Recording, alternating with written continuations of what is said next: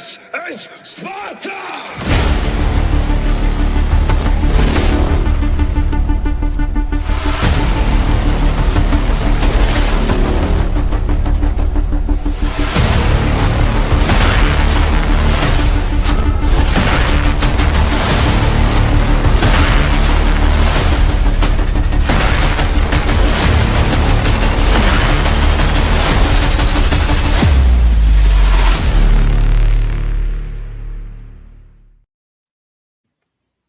Good evening, ladies and gentlemen. Welcome to the Lethal Geeks podcast. I'm your host, Costello, and my partners in crime. Please introduce yourselves. Sergeant Murtaugh. Rock Talk's in the house. How you guys doing? So welcome to episode 17, ladies and gentlemen. 17 episodes. Wow. Feels like we just started yesterday. So let's Charles, let's go and say hello to the chat. How about that? Who's in the house today? All righty. So we got people are riling up right now. So we got Simple J. How's it going, Simple J? Thank you for joining us. How you doing, Divas? Seasoned Mind. Welcome. Yeah, we'll just wait a few more seconds to get up in the chat. But please, if you guys listening, subscribe to the channel. We are now monetized, so if you guys want to support the platform with super chats, super thanks, anything is gratefully appreciated. Thank you very much. Gilmore Girls, how you doing, Gilmore Girl? Hey. So, Charles, please, would you explain to the audience our rules of the platform? Rules of the platform. Number one, everybody here is welcomed, but there will be absolutely no disrespect to anyone in the chat or anyone that is on the platform joining us when we go live and speak. Also, we are open to any fans. I don't care what side of the fence you are on, whether it is guns or Snyder's. You can come here and join us anytime, as long as you keep it professional, as long as you don't come on here trolling, trying to diss Zack Snyder. The moment you do that, we're just going to ban you, and that's it. So, and one more thing, we keep it strictly about DC and Marvel and comic books and movies and all of that. Absolutely no political talk on the platform at all. Period. Alrighty. So let's see who else is in the Futuretron has arrived. How you doing, Futuretron? Nice to see you, buddy. Movies and games related. Thank you for joining us. Yeah, awesome. Absolutely. He's that I see them popping up a lot. Movies and games related, and when you're responding, that's me. That's generally me, the one that's typing all of that stuff on a daily basis. So, welcome to the chat, buddy. Oh, look at that, dude! We got a super chat from Antoine Lopez. Shout out to Antoine. $4.99 super chat. Shout out to Geeks. Little Geeks. I think shout out to Leo and Raw Talks, and shout out to everyone in the chat. Awesome. Thank you so much for the $4.99 super chat, man. We really appreciate it. Give him a drop. Yeah. Yes. Let's give him a drop. Let's start with You will give the people of Earth an ideal to strive towards. They will race behind you. They will stumble. They will fall, but in time, they will join you in the sun, Cal. In time, you will help them accomplish wonders.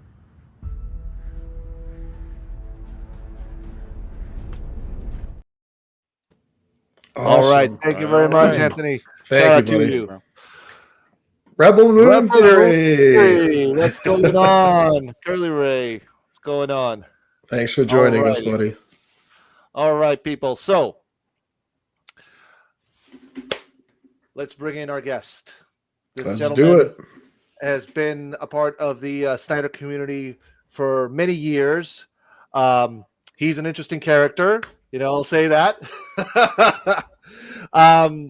But also he brings wisdom because he has been in this fight for many years. He's seen it all, done it all, and now with all the things that are happening in the DC world, we wanted to bring in this gentleman to our platform this evening because we want his opinion and want to see where he thinks all of this is going.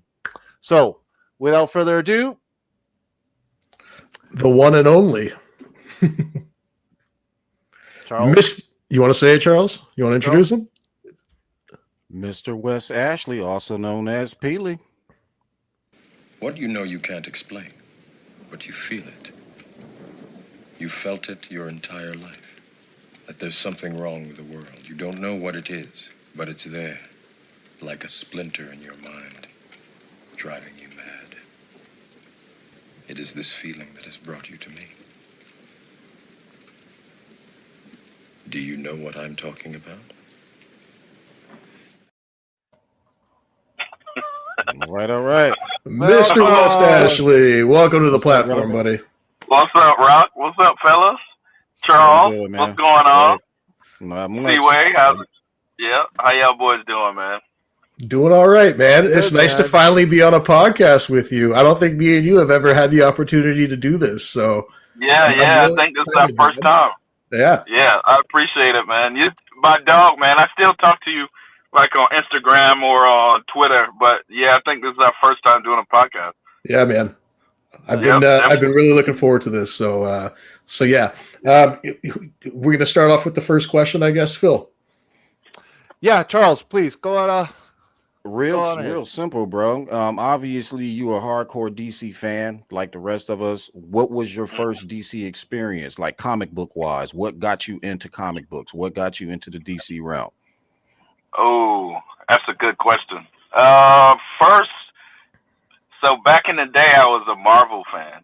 Back in the day, I used to like X-Men. So that's how I kind of came with it.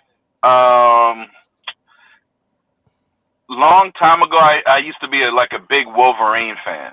So Wolverine was pretty much, I just like this, he was edgy, kind of an asshole. Mm-hmm. You know what I mean? Kind of a loner. Still an asshole.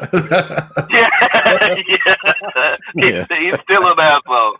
So I gravitated to that. I used to watch that little cartoon they had all the time. Then maybe, I think Batman animated series got me locked in. Maybe I like the darker kind of asshole comic characters. You know what I mean? Like, I like Batman. I like Wolverine. You know what I mean? Punisher, Joker, people like that. Yeah. Yeah. I love Constantine. Yeah. The ones who ride the line basically between hero and villain and just Yeah. The guys They gotta have that dark side, exactly. Yeah. Definitely. And I remember my friend gave me at the time, he gave it to me on DVD. He burned the shit. He gave me a Dark Knight Returns DVD, and that set me off. And yeah, it set me off to the point where. So remember when Zack Snyder came aboard? That was the first line that they used Comic-Con. It was like what General Swanwick said. Remember, if there was anybody, I'm the only one that beat you, or something like that. Mm-hmm. That line, right, Harry Lennox. So that line set me off, and that kind of threw me back in the day watching Dark Knight Returns, which we probably will talk about later on in this podcast. Yeah. Yo, but I want to say real quick. Seaway, tell me if I'm lying, but I think I remember I was the first person to tell you should do a podcast. Remember that shit? You were one of the yes. Yeah, you were. Yep. Long time ago. You were one of the first ones that were saying that you got to do a podcast. We need more people out there talking about this topic. We need to spread the word because you know what? Right. And you absolutely and at first I was like very hesitant because I'm still shy at the camera, but I have worked through it because it's been like 7 months, 8 months now that we've been since August, bro. It's been since August. July. That's right. Yeah, July. Yeah. So it's been a working process. So yeah, dude. I'm and dude, listen, podcast is where it is right now. Like I Yeah, know, hell yeah. like we say it that this is the new media right now. This is, you want to get information, you want to hear about topics. This is where you go to podcast. So yeah, Right. Traditional media is dead, man. So Facts. 100%. I wanted to ask you then, like, when did you become a Snyder fan? Like, was it through his DC stuff? Like, what film was it that gravitated you towards Snyder's work? It's either Watchmen or 300. I don't even remember which one it was first, but I think it was. I remember watching 300, and at that time, I really wasn't. I just watched movies. I didn't really care about who was directing them or nothing like that. I didn't even think about directors or anything like that. But I remember 300, how good it looked, and in slow motion and the fighting scenes, and that one time when they were walking through slow motion, just stabbing everybody, and you saw the blood going off in slow motion. I didn't really even know much about. I remember Zack Snyder did like a Michael Jordan commercial long time ago, and then really, yeah, he did a Michael Jordan commercial like in the early '90s or late '90s. Maybe that was one of his first things he did. I remember hearing that before, actually. Yeah, he did a Jordan commercial. Yep, and then I remember when they got him to do maybe Man of Steel. I remember there was this one little like clip it online where he was just standing in front of like a dirty purple Lamborghini, and he was out there filming with his little, and I was like, yo, who is this dude? Nobody has a dirty Lamborghini, but then I just started remembering, so I started going back and forth, and I remembered, all right, 300, I like 300, I liked Watchmen, but really what it was is I'm more of the, y'all know I'm the conspiracy type dude, so when someone goes through that hell in Hollywood and, like in life, I know y'all don't talk politics or anything, but when someone goes through that hell where everybody's dissing you or it seems like a smear campaign, I gravitate toward that person just to see what they're talking about. Why is that? Why is he being treated that way? Why is he being silent? Exactly. Yeah, I'm the same way. Exactly. So that pushed me towards Zack Snyder, and then Man of Steel just was like, I'm hooked. Once I saw Man of Steel, it was over. Once I saw the trailer of Man of Steel, I don't know what movie I was in. I don't remember, but it was a trailer of Man of Steel when he's flying up and he's doing like breaking the sound barriers. He's doing like it was right after. Yes, exactly. Yeah, if you watch the movie, it was right after he told Lois, you might want to back up, and then just back up a little bit more, and then he took off. It was that part. Yeah, that was in the movie theater, and it was only like a few seconds of it, but it was just like, poof, poof, poof, and I was like, oh snap, what is this? And after that, I was just hooked. I went back and watched Sucker Punch when it first came out, but I didn't understand it like that back in the day. And I just wanted to jump in real quick because I really like how you highlighted that, especially because there's so much talk about the current Superman trailer, but what you just highlighted, how in those quick moments that Zach had for his trailer, he really made you feel that aura of Superman just flying instantly. Right. You know what I mean? So I just wanted to highlight that.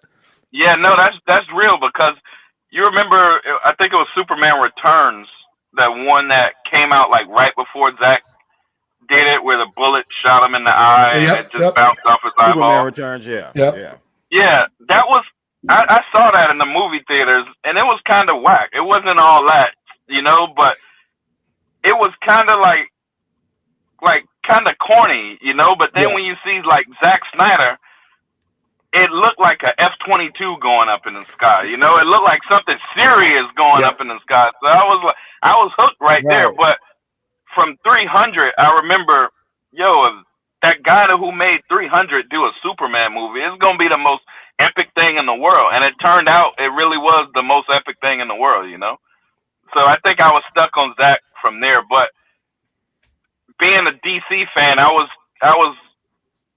kind of really hooked on Christopher Nolan's Dark Knight His trilogy, yeah. Okay. Yeah. So I was stuck on that, but that kind of carried me over. I was a big Christopher Nolan fan. I'm gonna show y'all something real quick. My daughter, oh snap! But people who know me around the Christopher Nolan era. I had a black like BMW 545 with the V8, and I had a big Batman logo on the back. I had the Christopher Nolan logo. Hold on. Can y'all see that? Yo, that's nice. Nice. Yeah. But That's awesome, dude. everybody who knows, and I still got it. Everybody who knows me as I used to call myself Batman. My son, my youngest son is named Marlo, but my last name is Swain. So I told my baby mama, I was like, yo, we should name him Bruce. So his name could be like Bruce Swain. And then she was like, nah, you're going too far, bro. I'm going to tell you something. I'm going to tell you something because I'll say this. I named my son after a Batman character. Who? My son's name is Damien.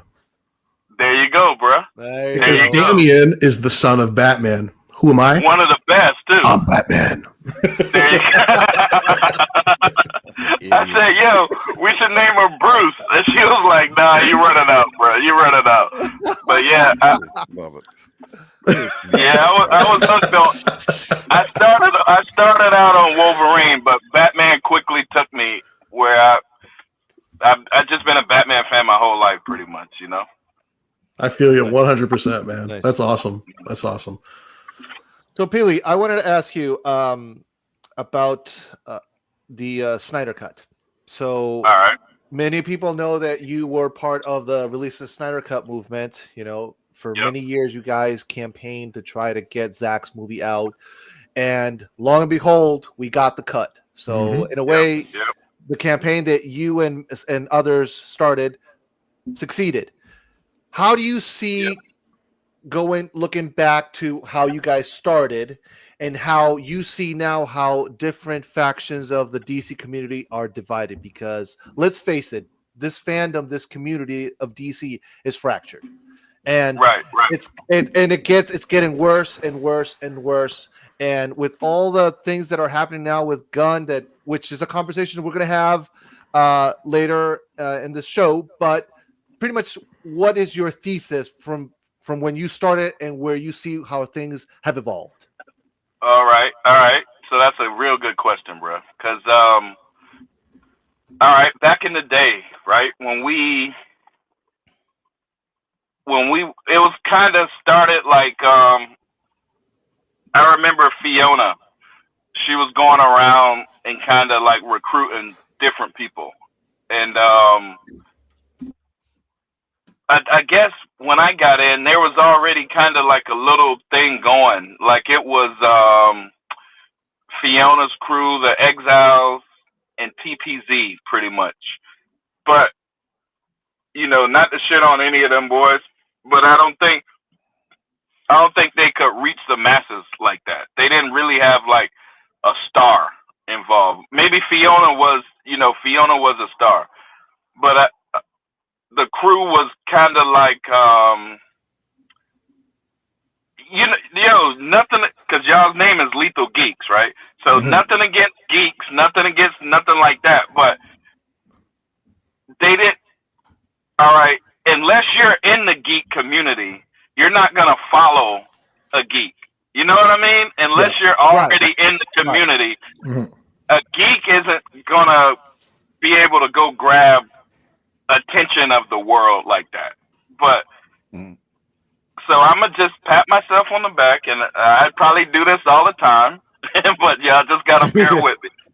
So then I got involved, and I'm a geek at heart, but I'm still I like geek stuff. I like, you know what I mean. I love this shit, but at heart also, I'm also like a jock. I played sports all my life, but I also got a weird life as a freaking drug dealer, street kind of guy. You know what I mean? That life. You got a life outside this place, bro, just like anybody Right, else on here. right, So right.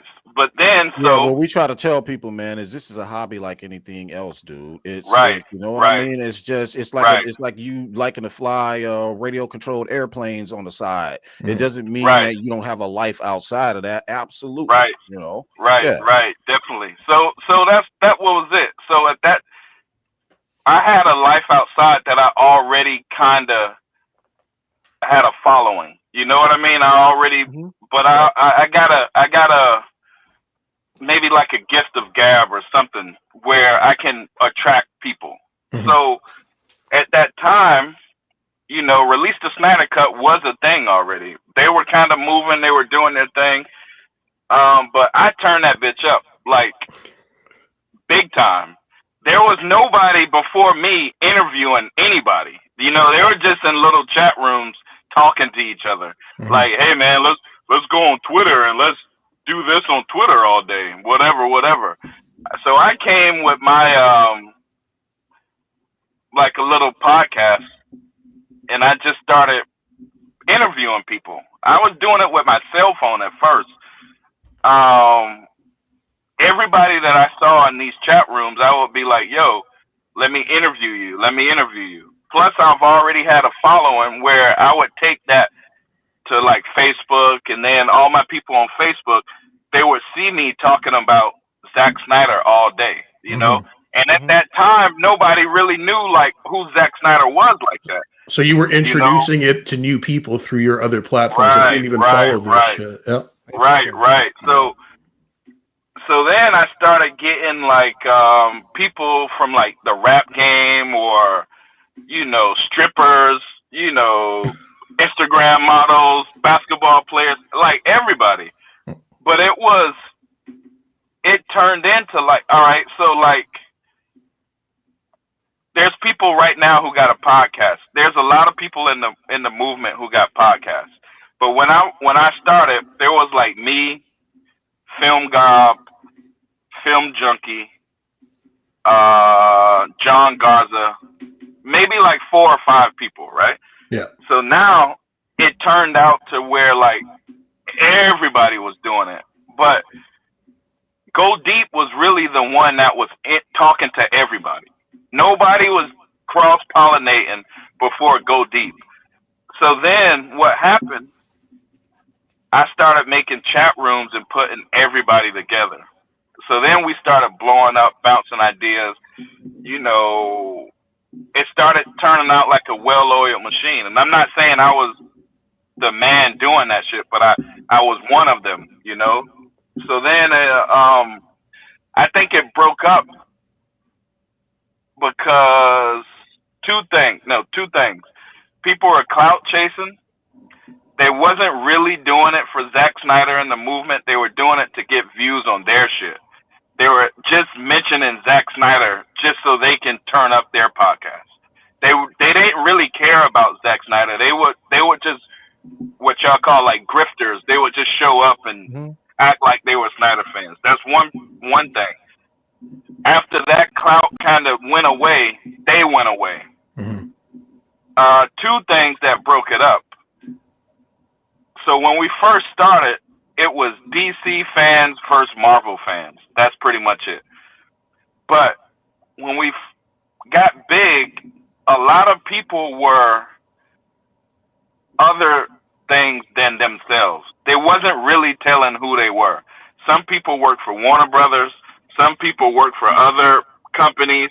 Some people worked for other studios. Some people were Marvel. So people who had an agenda were weaseling their way in is basically correct. What No, they were always there. They were just faking. Gotcha. So like imagine you with your girlfriend, right? And you find out she like 3 years later, she's totally another person that you didn't never know about, right? That's gonna break y'all up. You're gonna not look at her the same no more. So we had these little back and forth issues where it was starting to feel like too much drama, you know, like people were trying to commit others to commit suicide. People were, you know, like gang stalking. People were doing all this crazy shit where it was like a real cult. You know what I mean? Like, it was too big, bro. It was,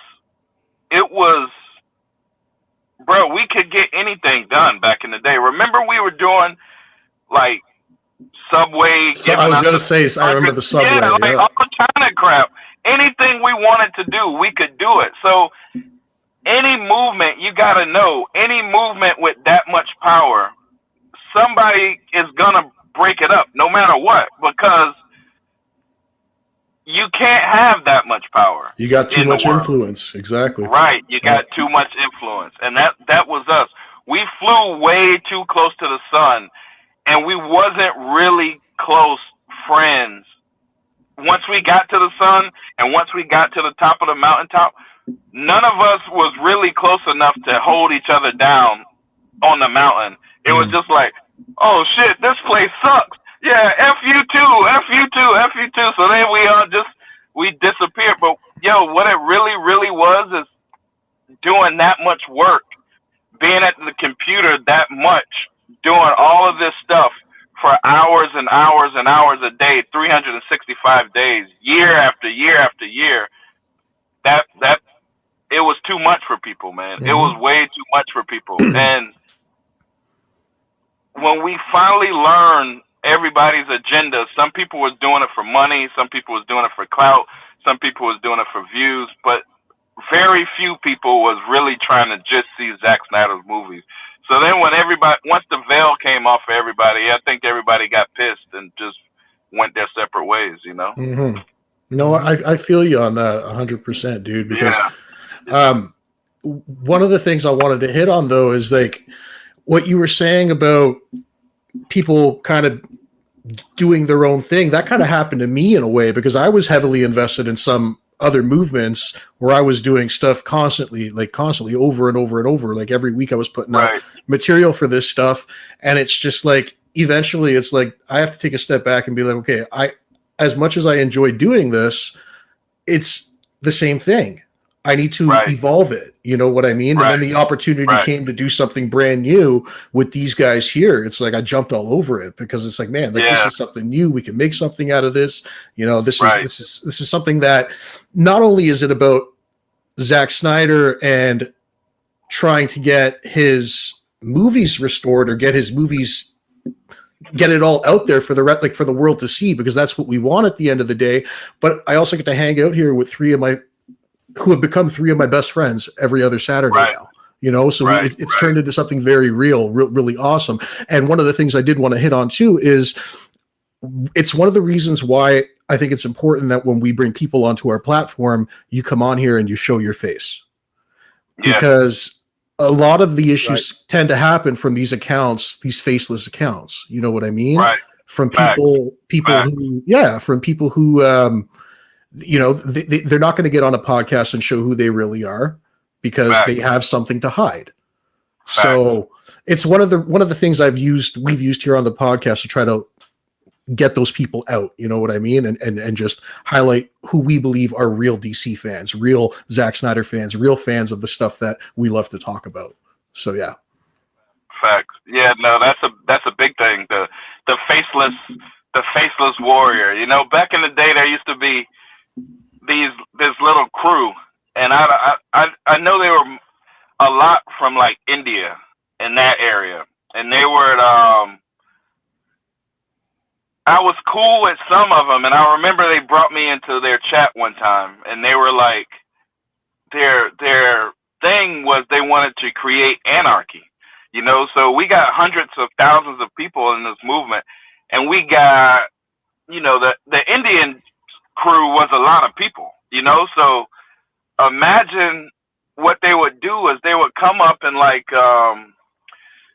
John Garza's DM, and they'll be like, hey, did you see what Peely said about you? And then they will come right back in my DM and be like, hey, did you see what John said about you? And then if you click it, you just get pissed, and then now you got to go and it starts to fight. And they were doing that. There were people, bro, there were so many people doing fuck shit in this movement, bro, that you wouldn't believe it. You know, even like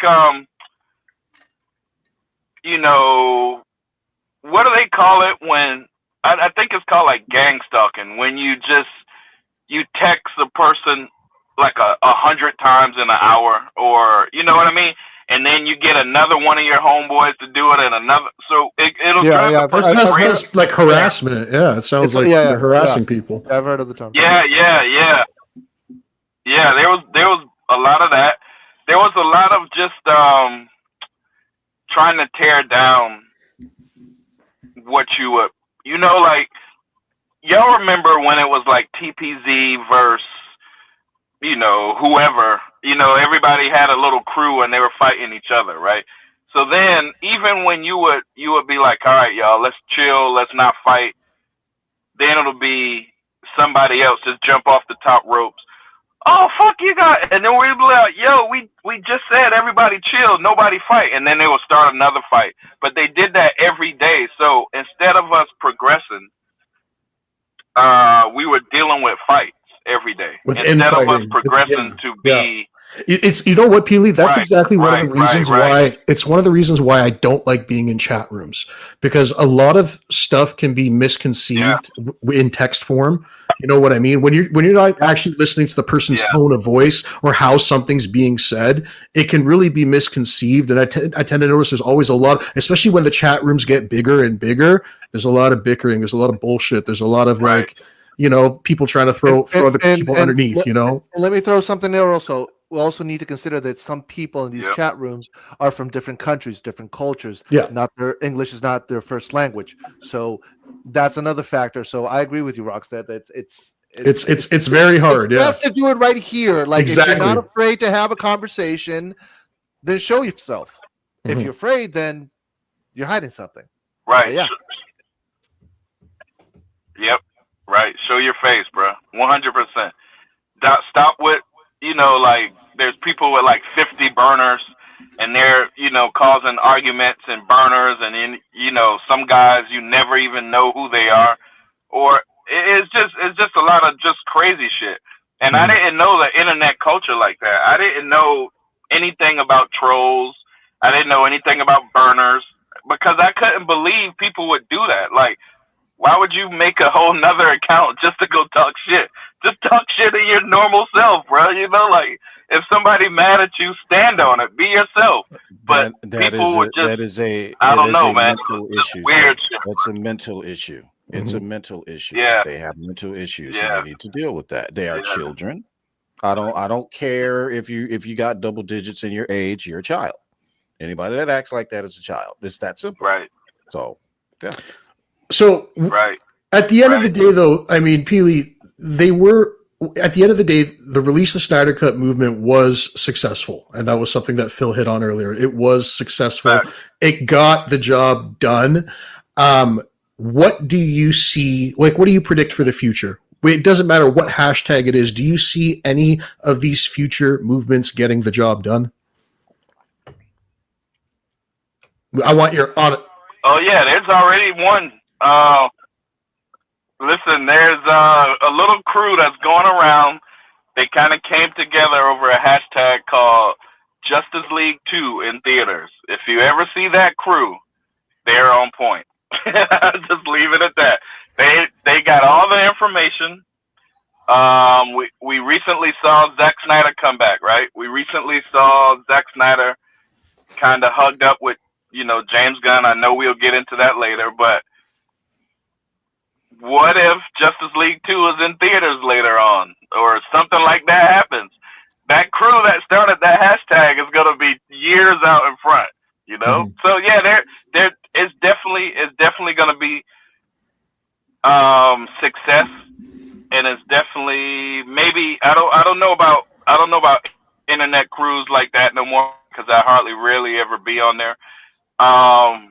I think the Snyderverse will be restored, so I guess Restore the Snyderverse will be successful. I think the real truth is, and it's not really saying politics, but Peely, we're losing you there for a Zack second. Snyder, the We're losing world has to change. Oh, he's coming back. Okay. He's coming back. Can you hear me? You're good. Can you hear me?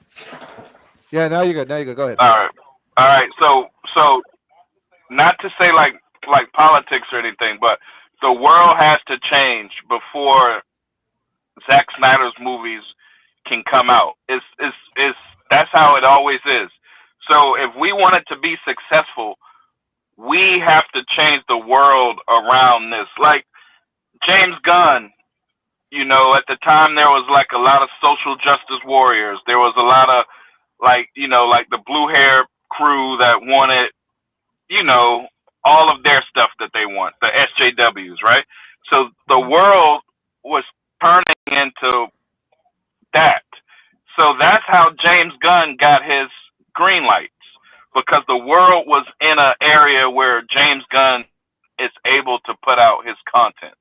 So when the world changes and it becomes more like it is today, not political or anything like that, but we're more to a point where you see Elon Musk has changed. You see, you know what I mean? You see people starting to get, you know, a little annoyed with some of the stuff that's been going on. Then Zack Snyder can come back, because when Zack Snyder puts out his movies, they're real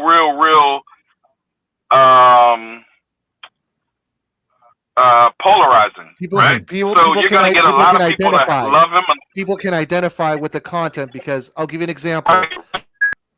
Justice League, the end of the world, Hollywood, LA, you have all the fires that happened. A lot of people lost their houses. Some lost their lives. You know, those are things that actual events in life that later directors present to film. And one thing that's also happened to Snyder, and guilty as charged, sorry if it annoys people, but he's always been ahead of his time. He's always been, you know, 2 or 3 steps ahead. Watchmen, for instance, wasn't a big box office, but it got the message. And in time, it aged like fine wine, because now people appreciate even more Watchmen, Man of Steel, BVS, BVS, all of his films, all of his filmography, 300 also, aging like fine wine, because and we've had these conversations, Peely. But yeah, he's ahead of the change, and not just aging in fine wine with what the movie is about or what the message is about. Visually, they are aging like fine wine. Yes. Visually, because the stuff they're putting out today doesn't even come close. My goodness. Doesn't even come close. You look at Man of Steel and you're like, wait, this was made in 2013? And it just, you know what I mean? Yeah. Right. If you look at 300, you know, and it was green screen, you know, and it still looks better than anybody's green screen today. Yeah. You know what I mean? I tell people, I said, Zach is just good with light and shadow, bro. I had to get that one on 4K. He's good with light and shadow. Glory, he is. He's good. Yeah, he's good at that. He said, I keep telling people he's an artist first. That's what you have to realize. That man went to art school. He just applied that talent to filmmaking. That's why his films look so good. That's why they look like that. So yeah. Right. Like, look at what Seaway just said. He hit it perfectly on the head. And I can put this in the text of Watchmen. There was Rorschach going around. Rorschach was a certain person. He's a certain type of dude. He's old school. He don't bend the knee. He don't switch up for nobody, and he's kind of not really accepting change of the world. You know what I mean? He wants it to be a certain. But then you look at Ozymandias. He's new school. He's kind of flamboyant. To some, maybe think he's gay. You know, he's in Studio 54 clubs or whatever, you know. He's sharp dressed. He's new age, right? So you think Zack Snyder's movies are more for Rorschach people. You know what I mean? People who's not gonna bend the knee. People who you know what I mean? They're more for traditional America. You know what I mean? Like, oh, I understand what you're getting at totally, buddy. Right. And so then you got James Gunn, who's more for New Age America. Mhm. You know, so when you look at it, when New Age America shows up in society, Zack Snyder, the New Age people are gonna hate Zack Snyder because he's not giving you anything New Age. He's giving you traditional, but he's making it look so good that you gotta accept traditional values. You know what I mean? So then, you know, the people that showed up with Joe Biden, or no politics, but the people who showed up around that time, they were like New Age America, and they were like, oh, we don't like that. We want colors. We don't like what Zack Snyder does. It's too dark, or it's too grown, or why would Batman and Superman be fighting? Why would Batman like? So what you're trying to get, I think what you're trying to insinuate is that like a certain culture can thrive depending on where the pendulum is in the politics. I know we're trying to avoid talking about that, but depending on where we are there, you know, certain cultures can thrive around there. We need to find a better way to not talk about that stuff. Yeah. We're not going to talk about that here. So let's just squash it. Let's just stop it right there. No, look at all that. Like, look at like art. Take art, or take world leaders, or anything. The society is moved through art. No matter the world leaders or politics or anything, is moved through art. So you can get like Michael Jackson can change the world. He's an artist. You know what I mean? He can move the whole world. You know what I mean?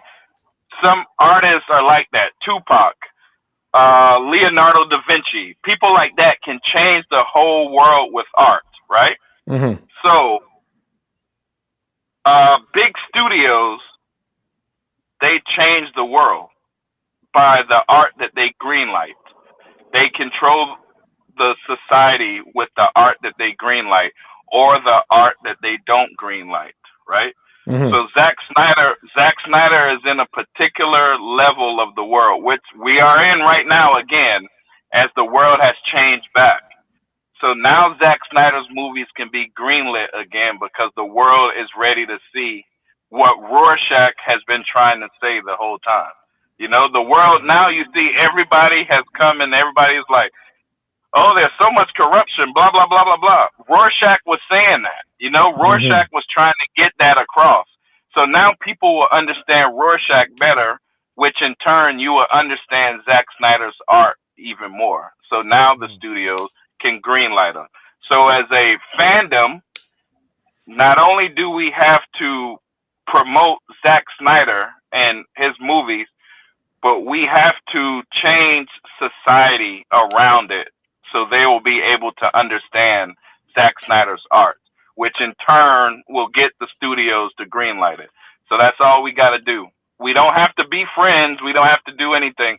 We just have to combat or change the world around so Zack Snyder's art will be accepted in this time period. That's it. It's that easy. I like that. I like that point of view, dude. Yeah. So before we move on to the topics, so one last question, Charles. You want to ask the last question, or you want me to ask it? No, go ahead. Okay. So the last question is, we want to very briefly, Peely, tell us about your platform, because you have a YouTube channel, Go Deep, and you pretty much talk about certain topics. So just very briefly, tell us what the platform is about, how people can find you, and what are the type of content that you provide, either weekly or monthly or etc. Just all right. So that's what it pretty much is. Well, what I just said in that last answer is what Go Deep is. I changed the world around. Go Deep is a podcast if Rorschach made it. You know what I mean? Go Deep is so Rorschach's journal, he went and told all the world's secrets. So the people reading his journal will will one day wake up and be like, oh, that's what's going on to our place. That's what Go Deep is. It's pretty much Rorschach's journal in a podcast form with cool music and, you know, cool people from the Snyder Cut movement. And that's all it was. That's what attracted me to Zack Snyder, and the reason I even made a podcast about Zack Snyder, because socially he was changing the world. So I jotted him down in Rorschach's journal of my podcast, and it's called Go Deep. It's on my channel. Yeah, a link will be in the description. No worries, Billy. All right. So everybody, all right, when you guys want to go check out his channel, please, in the description, go and support Peely and his platform, and also his social media links will be there as well. Mm-hmm. All right, so let's move on, Peely, shall we? Let's talk. There's a lot to talk about. All right, but let's go ahead, bust out these chats first. Let's bust out these chats first. All right. Let's see here. So, all right, you got it, Charles? Okay, go ahead. I'm going to start from here. All right. Yep. So, oh, yeah, I wanted to get back to that one. Where was that one at? Appreciate it, man. Thank you, movies and games related. All right, that was what. Yeah, he's in the chat right now. We see you, buddy. Antonio. Yep, I like to keep the chat involved, so I don't like to leave them hanging. I like to read their chat, so we appreciate you guys. So Sergeant also had a ride. Where's Sergeant? I'm right here. Sergeant, how you doing, Sergeant? Everyone in the chat, hello, my fellow renegades. Renegades. Yeah, Real shift in there earlier. He was responding to something we were talking about Zack Snyder. Hey, hold on, real quick.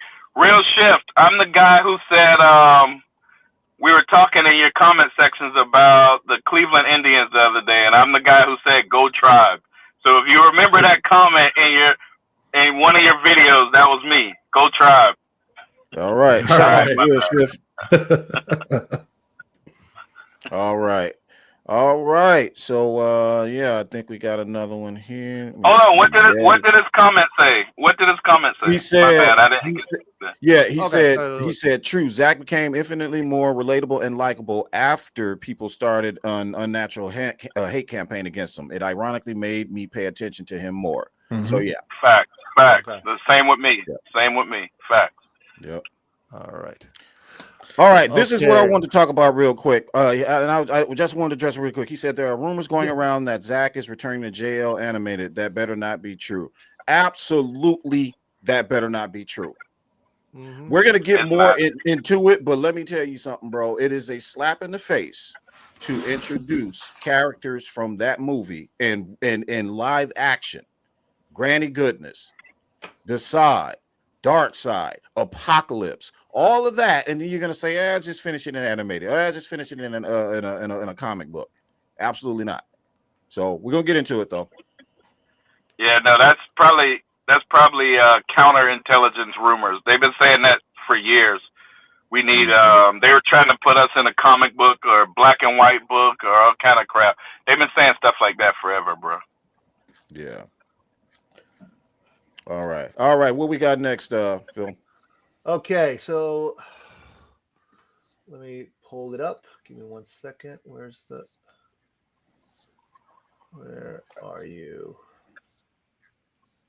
Nope. And if you are just now coming in, please don't forget to like and subscribe. Turn those notifications on. Okay. All right. Let me share the screen. So now it's time to talk about pop culture, and a lot has been happening lately. And one of the things that, yes, it's a DC topic, but in a way, I'm kind of glad this happened because Daniel Craig does not need this bullshit. Mm-hmm. He does not. He has earned his right to say no, because this guy can act, and he's earned his part in Hollywood. So absolutely not. So just in case anybody doesn't know and you need to catch up, Daniel Craig was slated to play Sergeant Rock in Gunn's another Sergeant one Rock. of his Sergeant Rock and another one of his projects again, and it just came out just recently here that he is absolutely not going to be doing that project or cast for that project. People say it's a scheduling conflict. However, we already know that it's the rumor that's about DCU and what's going on with the DCU. So, yeah. That is funny because wasn't Daniel Craig supposed to be Brainiac? In Man of Steel 2. Yes, I do Man of remember Steel that. 2. I do remember that rumor. So if you look at it, maybe and this how they play their little games in the background. Like James Gunn will get Aquaman to play Lobo, so it kind of hurt the Snyderverse, you know, or he would recast Superman to kind of hurt the Snyderverse. So if you have Daniel Craig playing another guy, you couldn't have him playing Man of Steel 2 Brainiac also to kind of hurt the Snyderverse. I see what you're saying.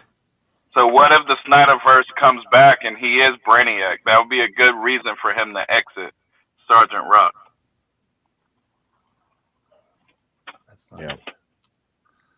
Sorry, guys, I'm having some technical issues. I was gonna say you're bouncing all over, bro. Yeah, You're sorry. right. You're right, bro. Yeah, no, because I changed the layouts for one shots, and I disabled some of it. Whatever, I'll fix it later. Yeah, unprepared fail. But no, I agree with you though, Phil. I think he has earned the right to say no when he wants to say no. Hey, to be clear, who the fuck is Sergeant Rock? Exactly, bro. Exactly, TJ. Yeah. He earned a drop. He earned Right, a drop. yeah, Let me look. exactly. Let me look. Okay. TJ, you get a drop. And I thought my jokes were bad. Give me one reason why I shouldn't have my boy here pull your head off. How about a magic trick? I'm gonna make this pencil disappear. Ta-da! It's gone. So here's my question: do we know how far in development this Sergeant Rock movie was? Did they even have a script for it yet? I really don't give a shit. I'd like to know what he saw that made him bounce, that made him say "F this." I think I think it was a long time coming. We just didn't know. yeah. Yeah, Listen, Craig probably. is not stupid, and listen, he sees the news. He sees that people are not reacting well to Gunn and the new DCU. I play Sergeant Rock in this shit. It tanks. My reputation starts. Nope. He ain't doing all that. He good with Bond. He's good with the one he was doing on what was it? Was it Amazon?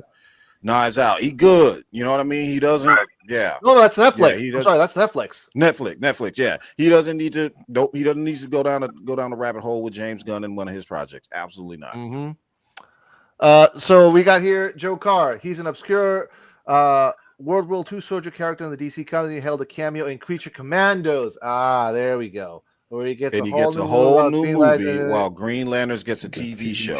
While we sit here and wait for Zack Snyder's Justice League. Right, right. There we go. It's kind of like turning Creature Commandos into like a real movie, you know, and keeping that going. Right. Yeah. Yeah. Nah. I'll pass on that, bro. I pass on. I put that on everything, and I pass on everything. Everything he is doing, bro. I put that on everything. I don't care what is coming out. I don't care. Look. Let me tell you something.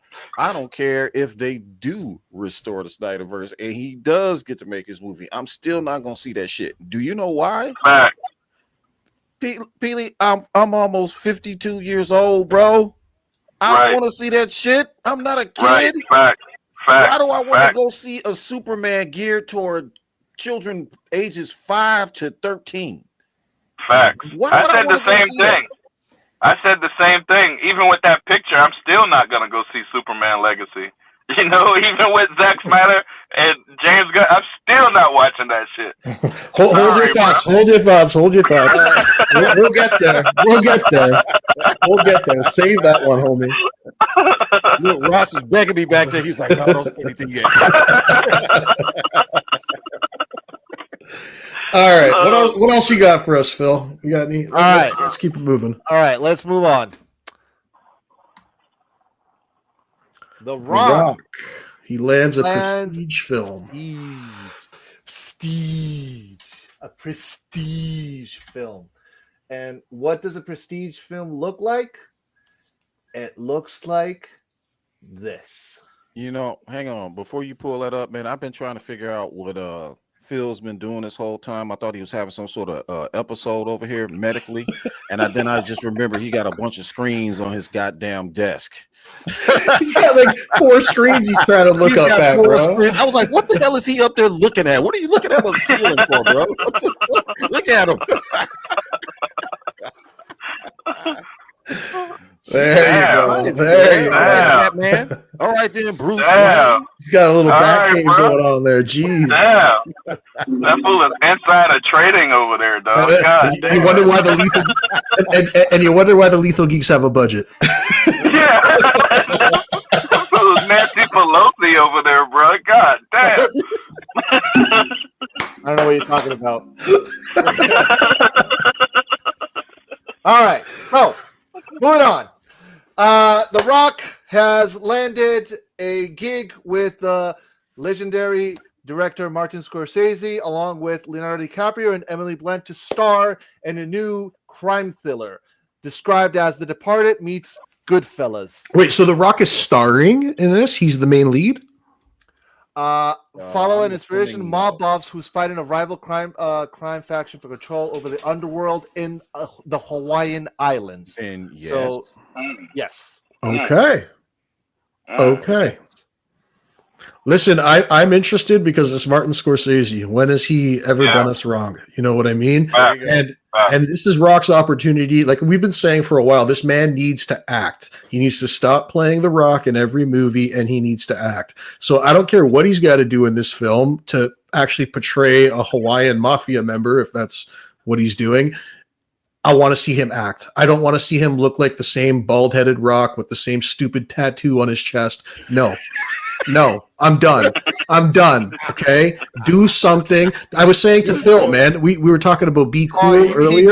Get out there and dance. Okay, we were talking about Be Cool earlier and how he actually like portrayed a character. Like for once in his entire film career, he actually portrayed a character in that movie. He needs to do that again. He needs to start doing that because we're so tired of modern day Rock movies. Like, I'm sorry. We love The Rock, but Rock, if you're watching, you gotta change it up, buddy. The same act is getting boring. Yeah, like I'm looking forward to this. This sounds like it's gonna be pretty damn interesting. I'm looking forward to that movie where he's playing that the fighter there. I can't remember. Is legendary. Scorsese is legendary. So if Scorsese can direct this man and make him pull out what he needs to pull out, then we'll get something. Mm-hmm. We'll get something. He's in talks to play Apocalypse also. I've been hearing those rumors. Yep. Yeah. That'll be dope. Yeah. Mm-hmm. Yeah, but will he be able to control himself? That's the problem because The Rock is known to be a diva. Yeah. If he acts that way with if he acts that way with Scorsese when Scorsese gave him a chance. Oh yeah. It'll be the end of him for a while. Listen, this is gonna Rock. If you disrespect Scorsese, this is what's gonna happen to you. Hold on.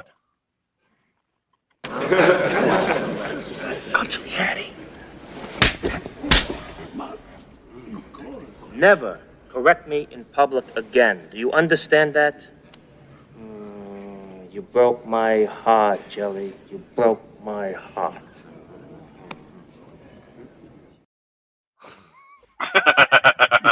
Don't disrespect the goat, man. That's all I'm saying. Yeah. Other than that, hey, have fun, have a good movie, and we're definitely going to support that movie. We will review it as well because we're not just geeks in this podcast. We're also film lovers. We are going to talk about Nolan as well. Scorsese will be on the talking list in the future. But these are the types of conversations, guys, that we want to have. Not just DC, not just Snyder and Gunn, but films, actual movies that make a difference in pop culture, that leave that sign. You know, like for instance, like Peely, this is something I've been saying for a while now, because the moment 300, which is a Zack Snyder movie, okay, 300, the moment 300 hits the National Film Registry, people will lose their shit on Twitter X, because that is pretty much going to solidify Zack as part of American history, film history, American film history. That's all I'm saying. Right. I told you that when everybody was like, what is that? What is he doing? He got a name for it, guys. It's called speed ramping. That's literally what he's doing. He's speed ramping the film roll. So as those frames are going through, he'll speed ramp them to speed them up, and then he'll slow them down, then he'll speed them up again, then he'll slow them down. That's how he did it. They explained what it was that he did, and the technique is called speed ramping. Yeah, that's it was legendary. It was legendary, dude. He was the first one to do it, the best that ever did it, man. Yeah. But yeah, have y'all seen that? Have you seen the trailer to the new Ridley Scott movie? It's coming on Apple. It's called Dope Thieves, and it's about people dressing up as DEA, robbing drug dealers. It looks real good. No, check that out. Was it Apple? Yeah. Apple TV? Okay. Yeah. We'll look that one up. Maybe we'll do a reaction to it. We'll look that one up for sure. Yeah, it looks real good. I love Ridley Scott, man. I've loved Gladiator. Yeah. I love Gladiator 2. I love Alien. Yeah, I was just hell yeah. Ridley's awesome. But no, back to The Rock. I love The Rock. I've loved The Rock since I was like 12 years old because I was a big wrestling fan. But that's my biggest issue, is that the last few years, it's just been nothing but him being himself. Even with Black Adam, I tried to give Black Adam the benefit of the doubt because it's a DC film. But even with that, it's like you played yourself. You couldn't even put on it couldn't even give you a little bit of hair, maybe some pointy ears just to actually play up the character. You couldn't have gave us a little bit of an accent, maybe, so you weren't talking like The Rock. I don't know. I'm hoping that he's gotten the message from fans like myself, fans like us, that listen, we like you. We want to see you succeed. But if you keep doing what you're doing, you're not going to succeed. So I'm hoping that with somebody like Martin Scorsese backing him up, maybe he got the message. Maybe we're in for something special. So this is his opportunity to shine. This is his opportunity. Because Charles, you keep saying it. Pain and Gain. I love that movie, Pain and Michael Gain. Bay. And let me tell you something, that bro. Movie is that was range. That was him. That was him being more than The Rock. That was pretty good right there. He was pretty good, and he was pretty funny in that. Even the football one. What was the football one that he did, where he was the football coach? That was really good too. Yard? No, not Longest Yard. No, that was a comedy movie. There was a serious one where he played. He was a football coach for a football team. And he was really good in that one. And then there was also Snitch. I really liked him in Snitch. Snitch, yeah, that was a good one. Snitch was really, really good. Have you guys seen Snitch? I have. I've seen it. You have? So Peely and Charles, that's the one where his I think his son gets busted with drugs. And he's basically trying to get his son out of a really, really tough situation. Really good movie, dude. Check it out if you haven't seen it. Gridiron Gang. There we go. Darth Vengeance just said it. Gridiron Gang. That's the one you guys got to see. I was just looking it up. Yep. The Gridiron Gang. Yep. And that was early Rock. That was like Rock when he like right after the Scorpion King, if I remember correctly. After Walking Tall, Scorpion. Yeah. Early Rock. That was a great movie. All right. Who's there? Darth Vader? Was it Darth Vader? It was Darth Vengeance. Darth Vengeance. Oh, sorry. Darth Vengeance. Okay. Darth Vengeance. You're going to get a drop. And we'll move on to our next topic. Yeah. Let's give him We need to update. We need to get a Rock up. We'll update them. Yeah. Yeah. All right. So let's give him.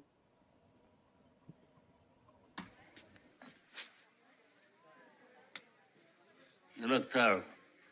I want you to eat. I want you to rest well, and a month from now, this Hollywood big shot's gonna give you what you want. It's too late. They start shooting in a week. I'm gonna make him an offer he can't refuse.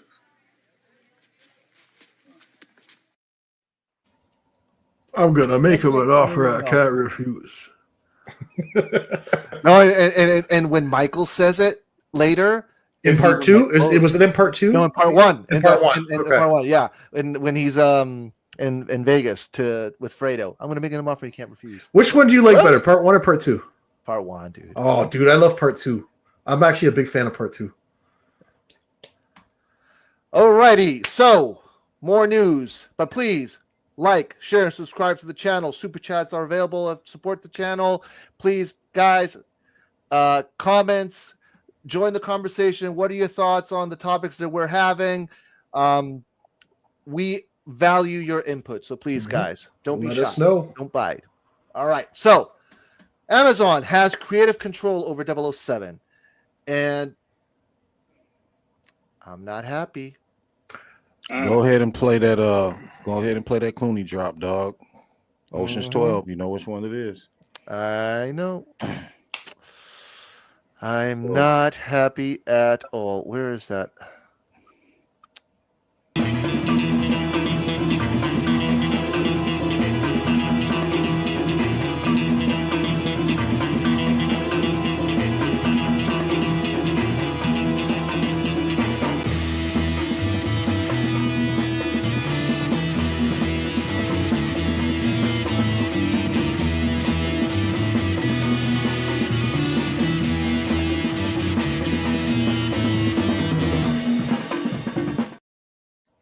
So if I remember correctly, the rumors were swirling that Amazon was the one that wanted a female lead Bond, right? Yes. Amazon wanted to. Oh shit! Hold on. I pressed something. Here we go. Amazon wanted to woke it up, basically. Yeah. And same thing they wanted to do with Warhammer.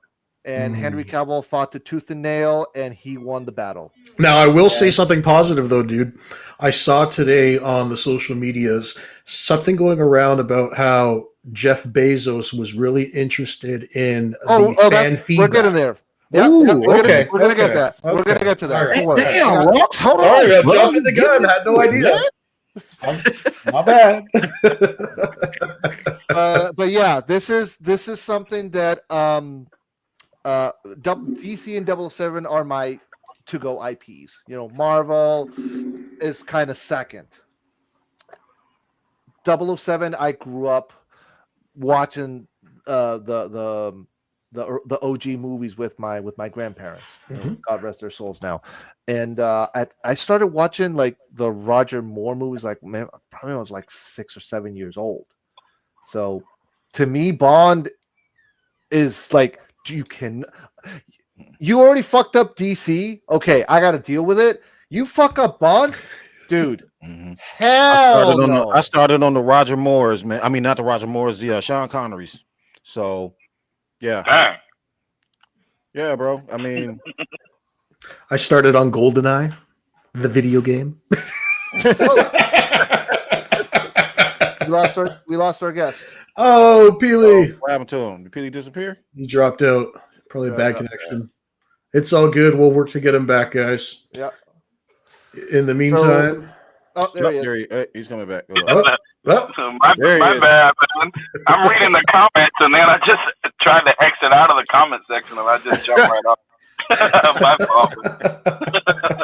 All right, let's see the comments here. So, all right. Why? Yeah, that's what it was. I mean, Amazon wanted to woke it up. They were looking at casting a female lead for Bond, and lots of blowback from that. So they were basically TJ. They were basically changing what that source material was, who the main character was, who he was as Bond. They're changing all of all of what's his name? The author of the books, Ian Fleming. Ian Fleming. Yeah. So yeah, they're stripping the identity out of it, and So that was, at least that's what they were trying to do. So we'll see now. But so Divas, you just mentioned something about the upcoming Hitman, the same developers of Hitman that were developing a new 007 game. That's been crickets for years. So I don't even know if that shit is even gonna still happen. Yeah, the last I heard of a 007 game was them redoing GoldenEye on the Nintendo, and that came out already. So I haven't heard of anything since, to be honest with you. Yep. So, as you guys mentioned, yes, Jeff Bezos did ask for some fan feedback. Ask for some feedback, and I saw this trending, and I was like, yes, yes. Mm-hmm. So right here, let me pull it up here. I gotta keep zooming here. Oh, one thing also I wanted to say. Well, it's part of here anyway. So Craig pretty much also doesn't give a shit what happens, because again, he already did his job. He did his films. He doesn't care who replaces Bond. He doesn't care. He did his job, and you know what? He's earned it. Yep, he's solidified himself as one of the greatest Bonds. Yep. And listen, he's going to be doing other films, but he did pay his respects to Barbara Broccoli and Michael Wilson. From I wish Michael a long, relaxing, and well-deserved retirement, and whatever ventures Barbara goes on to, I know they will be spectacular. And I hope I can be part of them. You know, I just hope when the Broccolis obviously let go of the IP, not for free. Some back deal had to happen where there would have been guaranteed assurances that if you're going to do something with the IP, fine, but there are certain key rules that you cannot break. You know, so correct liberties, but these are the lines that you cannot cross. For instance, remember when George Lucas said to Disney, "There's only one rule you can't break on Star Wars, that Anakin's the chosen one." I'm thinking this was the same thing, but on ink and on paper, that James Bond's a man. He's a womanizer. He's an asshole. He's cold. No, do not change what makes Bond Bond. Bond, exactly. Now, we don't know if the next movie that comes out is going to be either in modern times or is it going to be back in the 60s. We don't know. Personally, I wouldn't mind going back to the 60s because we already had Henry Cavill as Napoleon Solo for what was the movie? The Man Under Uncle. What's it called? The Man from Uncle. Yeah. The Man from Uncle. There you go. The Man from Uncle. So Bezos pretty much asked everybody, what do people want? Who do they want to see as Bond? And long and behold, I saw a poll right here from IG. Amazon boss Jeff Bezos asked his followers on X who should be the next Bond, and some called Hardy, some called Idris, but Henry Cavill was the fan favorite. Now, I want also people got to keep in mind the timing of this, because what recently just leaked last week? Henry Cavill's test screening footage from Bond. Yeah, exactly. Right? So the timing of this is all quite interesting. And yeah, and Peely, I don't know if you knew this, bro, but so you got your Bonds, you got Roger Moore, you got Timothy Dalton, you got Sean Connery, you got Pierce Brosnan, you got all of them, Daniel Craig. Nobody, a lot of people don't know this. Me and Phil do, but Timothy Dalton, the one, the Bond that was in the 80s, the one that only got 2 films, he was the closest to the character of the books. And a lot of people don't know that. Nolan also is that. Exactly. Yeah. So yeah, that's what Nolan had said. Timothy Dalton was everybody sees like Bond with the drinks and the you know, him being this like this suave guy. He was to a degree, but he really wasn't like that in the books. He was more brute in the books. He was more like Timothy Dalton's character. He was more like Daniel Craig's character even. So if they make Henry Cavill like that, that's a perfect Bond. See, but straight out of the book. the only pushback I'm going to make with that is against what Phil said about having Henry Cavill play a 60s Bond. I want a modern interpretation of Bond with Cavill. That's what I want. I want to see today's Bond with Henry Cavill, because like dude, he would be such a unique Bond, especially if he bulked up for the role too, because we would never have. Well, he's got to bulk up. He's got to bulk up for a lot of roles now, so he's going to have to stay bulked. Right? But it's just like we've never had a Bond with that level of physicality to him. You know what I mean? Yeah. We've never had that, so that could be quite interesting. Peely, what do you That'd be dope. I love to see Henry Cavill as Bond. I think he will be the next Bond. Like Rock just said, you know, there was already something that came out with like his test screenings, and then they show the poll, and then they show the fans want him. That's how Hollywood works. They're just planting breadcrumbs to let you really know what they're about to do, and they're gonna act like this what everybody wanted, but it's them planting those breadcrumbs like that. Yeah, right. I think Henry Cavill will be the best pick for Bond, and I think he's made for that role. You know, dude. Like Cavill is a geek like us, so he takes these characters seriously. Hence why, you know, he left The Witcher. Yeah, he loved playing Geralt of Rivia, but he was like, no, I'm not playing this role like this. This is not. He wanted them to stick to the source material. He wanted to stick to the source material, yeah. And he fought tooth and nail with Amazon because they also wanted to woke up that TV show, that brand. And I'm not a Warhammer fan, so I don't know much about it. But I know that the creators of the IP were also on Henry's side. That like, no, you cannot change this, you cannot change that. Like this, if you want an IP to thrive, then let the IP, you know, stick to the source. Yeah, you have to embrace and what grow the IP from there. Exactly. Yeah. Grow from there. Don't change what already is. Plant the seed with already what you have, and then let it see how it goes, and then you expand. right? You know? It's probably been in the making for like a long time. Remember, what was that movie where Henry Cavill was in, and they were like angel? What was it, like Immortals or Immortals? Immortals, and he had that one scene where he jumped like from heaven, and they showed his face coming down, and he was like, he looked exactly like Superman in that scene. Do y'all remember that movie much? Yeah. So then later on, he becomes Superman, and then when he's in Mission Impossible, he kind of looks exactly like James Bond in Mission Impossible, and later on, he's just gonna become James Bond.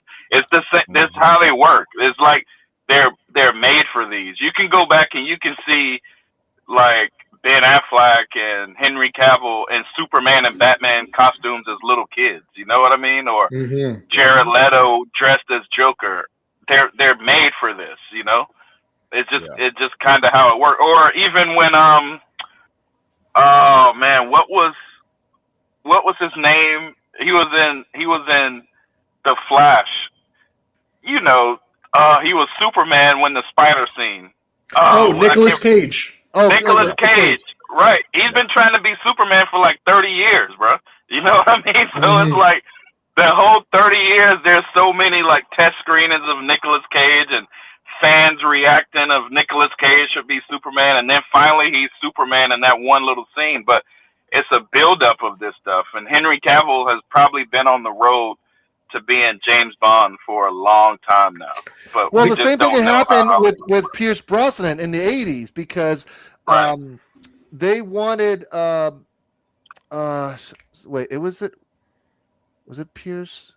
And okay, yeah. So they wanted Pierce Brosnan after Roger Moore, but Pierce Brosnan couldn't do it because he had scheduling conflicts because Remington Steele at the time was just renewed and at last minute, he had to fulfill that contract. So that's when Timothy Dalton got the role instead of Pierce Brosnan. So in a way, this might be a pattern because it's already happened before. You had some actor do audition for the role, didn't get it, but later down the road he got it, and now same thing that happened to Pierce might be happening now to Henry. So I'll say this though, if you're thinking that we could get maybe like a more you said a Bond that's more in line with what the author intended. Check out Henry Cavill in the movie Night Hunter. Okay, have you guys ever seen Night Hunter? Night Hunter.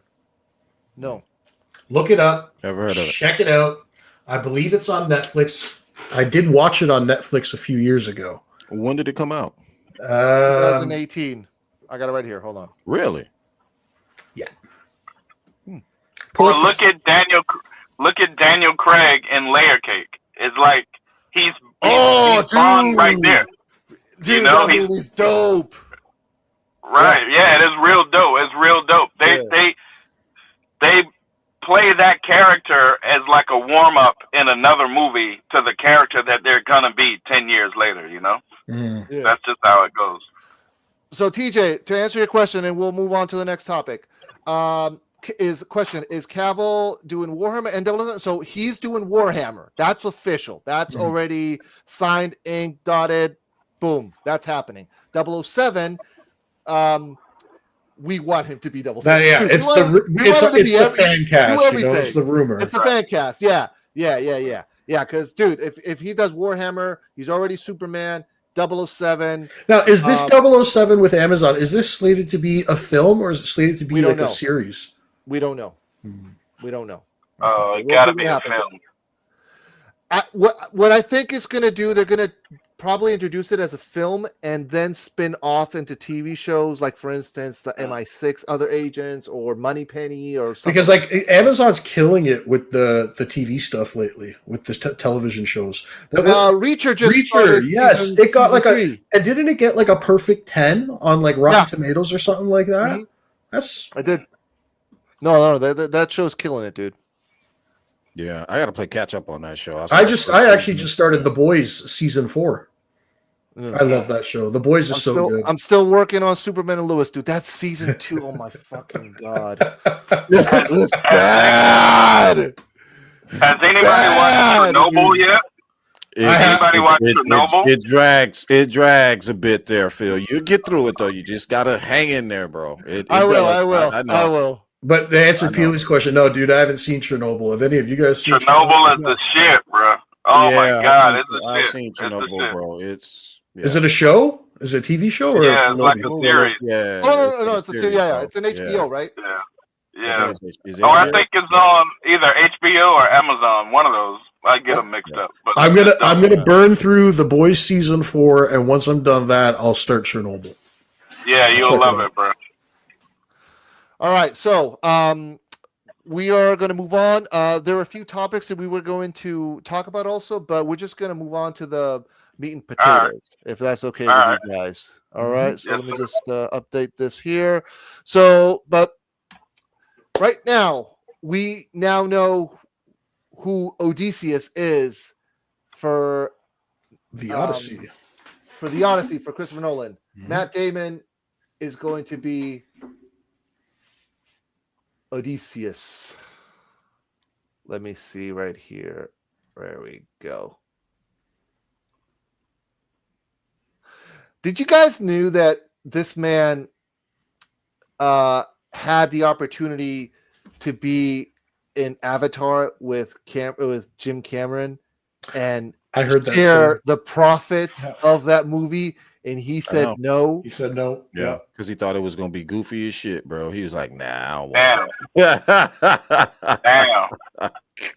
I think after that, he's like, "Whatever Nolan wants, I'm in. I don't care. He won't even read the script. He's like, you know what? No. Chris, you need me. He's like, yeah, I want you in this movie. He's like, I want you to. You look perfect for this. I'm in. He's like, I'm in. Whatever it is. Yeah, that's it. You definitely don't say no to Christopher Nolan, man. Right. Jim Cameron.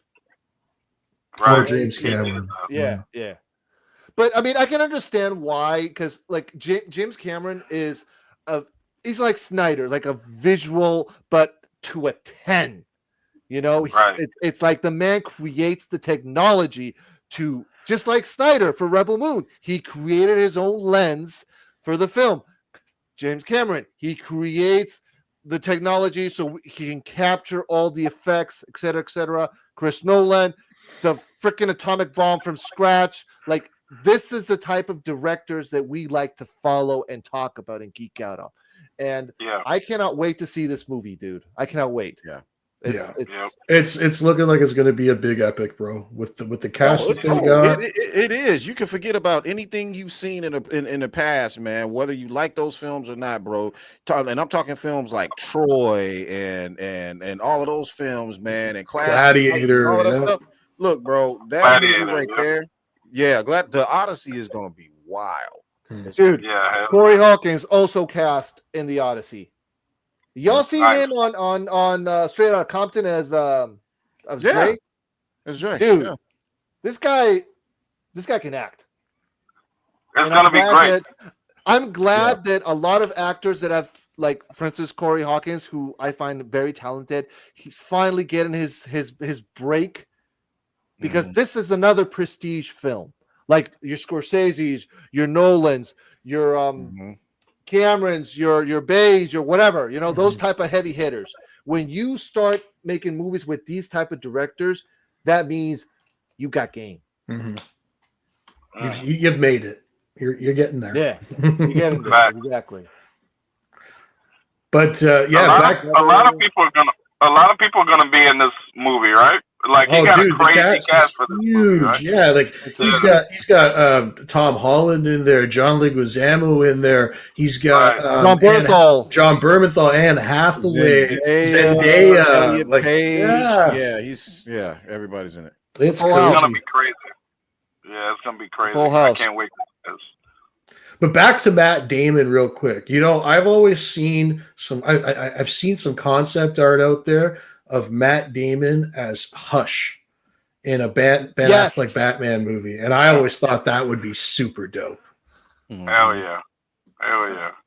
I'd love to see Damon in the DC world there, in Zack Snyder's DC world. Yeah, Zack's not. Or Ben. If Ben directed, it'll be just as good, you know? There we go. Yeah. I need this movie now. Yeah. TJ says you better finish season 2, Phil. I will. Where's it? TJ? It's right above Joker. And he's not wrong, Phil, because at the tail end of the season, TJ can confirm right at the tail end. I'm not gonna say anything. Bro, I've already told him. Bro, you need to get past that middle part. I've said it to Phil over and over and over every time I talk to him. And it just goes up from there, bro. I'm telling you. Like the stock, like just is going down and down, and then it squeezes up. All right. What else, guys? Please, if you're in the chat, like, share, subscribe to the channel. Super chats are also appreciated. And let's continue with the topic. Right now, we are going to talk about this. Before we talk into the meat and potatoes, let's do a little intro about what's been going on, because this is another topic. Man, what you waiting on, homie? This is a topic that this is a topic. I love you too, Charles. This is a topic that is a bit polarizing. Was that you, Peely? What? The dinging. We're hearing some dinging. Some. Oh yeah, that was me. My bad. That was my car. It sounded like you was watching a Looney Tunes cartoon or something.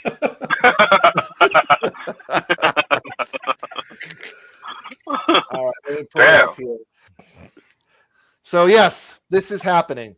I don't like it, but Peely, I know this is a topic that you've been warning us for years. Yep. Hey, this is just in comics, right? It's not in movies, right? Yeah, it's correct. Comics, yep. Right. But I've been telling y'all this is what they've been working for a long time. This is the reason Zack Snyder. So Zack Snyder, they were trying to get Zack Snyder to be more like Marvel, and he didn't want to be like Marvel. He didn't want to do what Marvel's doing. So they got in Marvel directors to be like Marvel, so they could one day.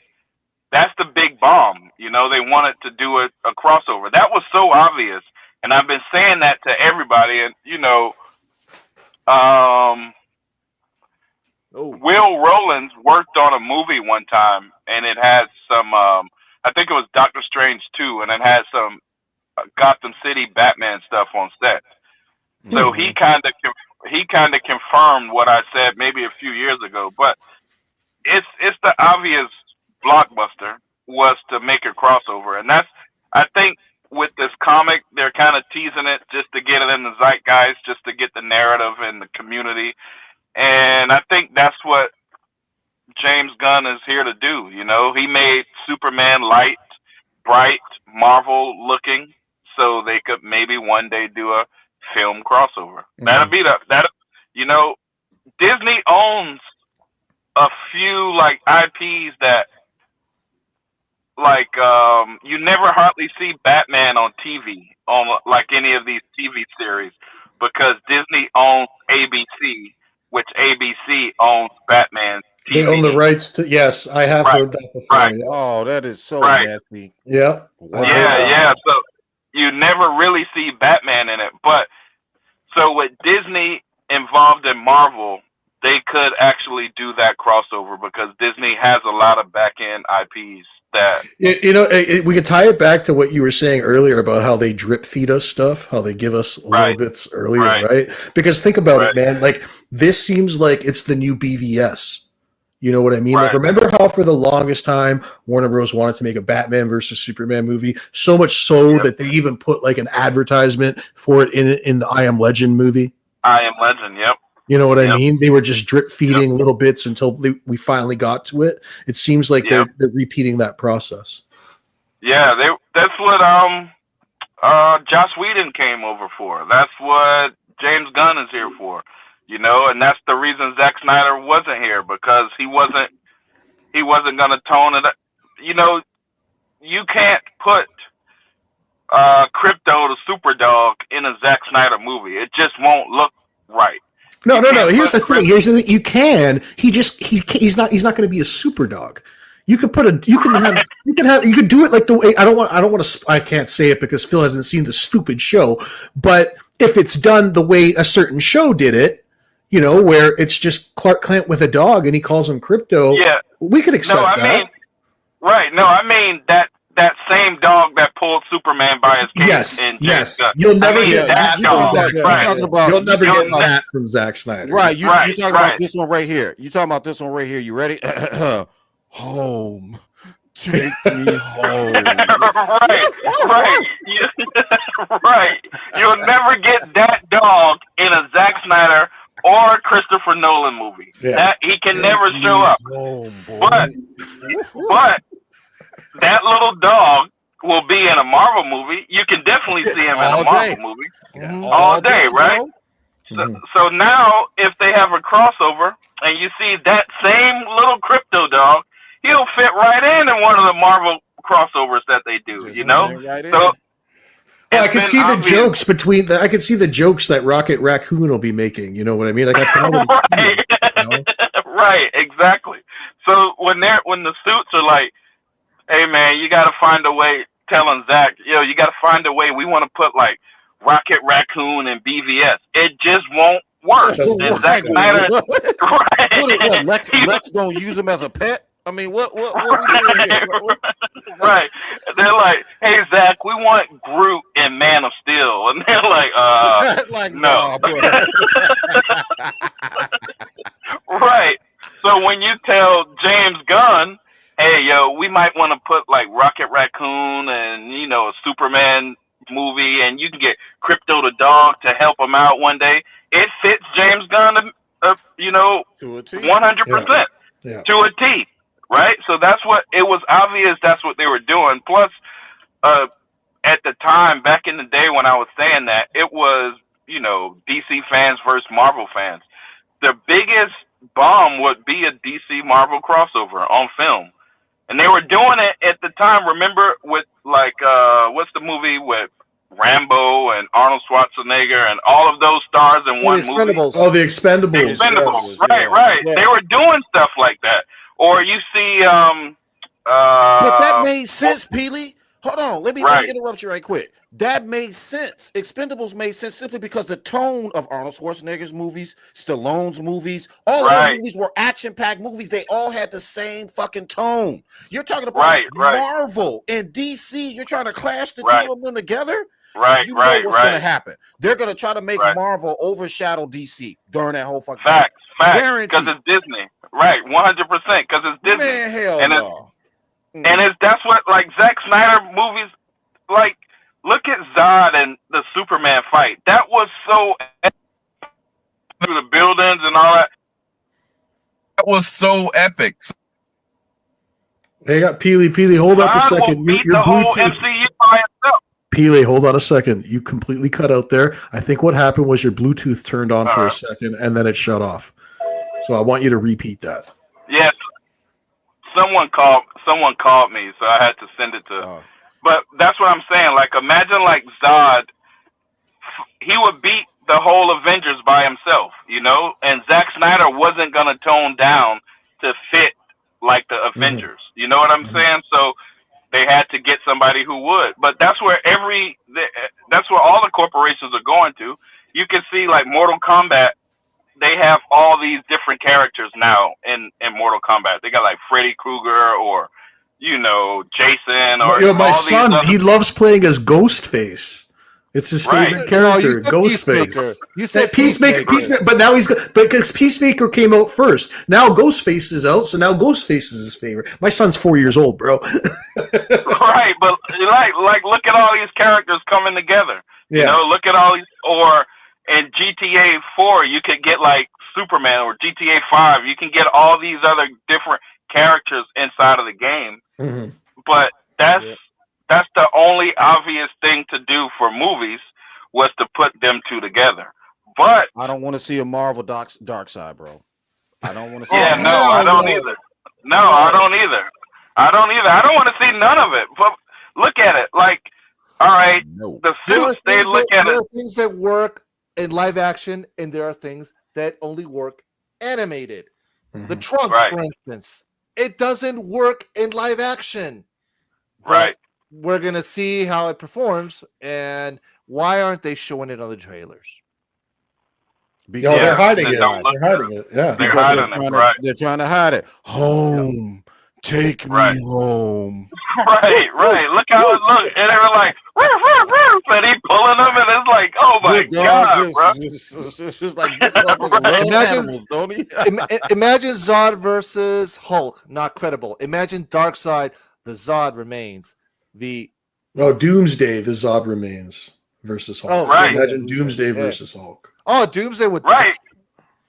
And remember with Zack Snyder, they toned down. They had to tone down Doomsday because the studio told Zack it looked too scary. It wasn't even the design that he the wanted. original concept for his Doomsday. It looked just like from the comic, bro. It looked just like from the comic. Looked crazy.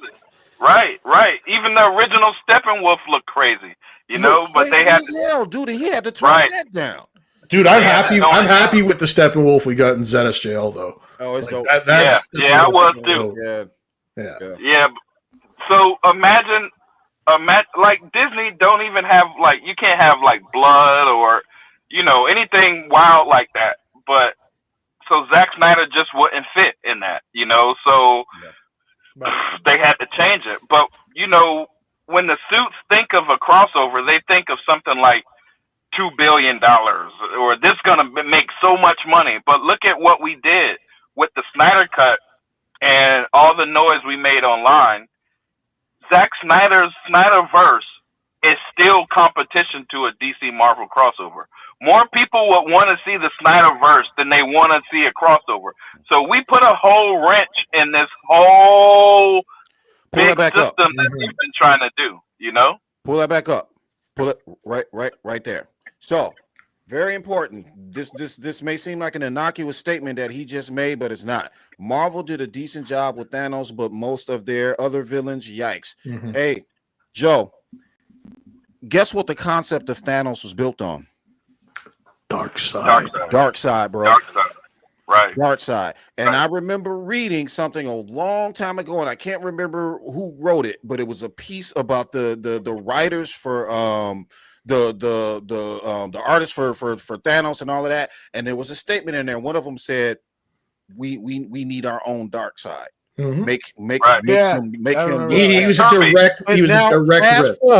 fast forward, and somebody else made a comment in here, and I don't know who it was. Right here, boom. Don't forget, Jeff Johns, he leaked JL Part 2 and 3 to Marvel. How the hell do you think you got Endgame and Infinity War? Right there. Facts.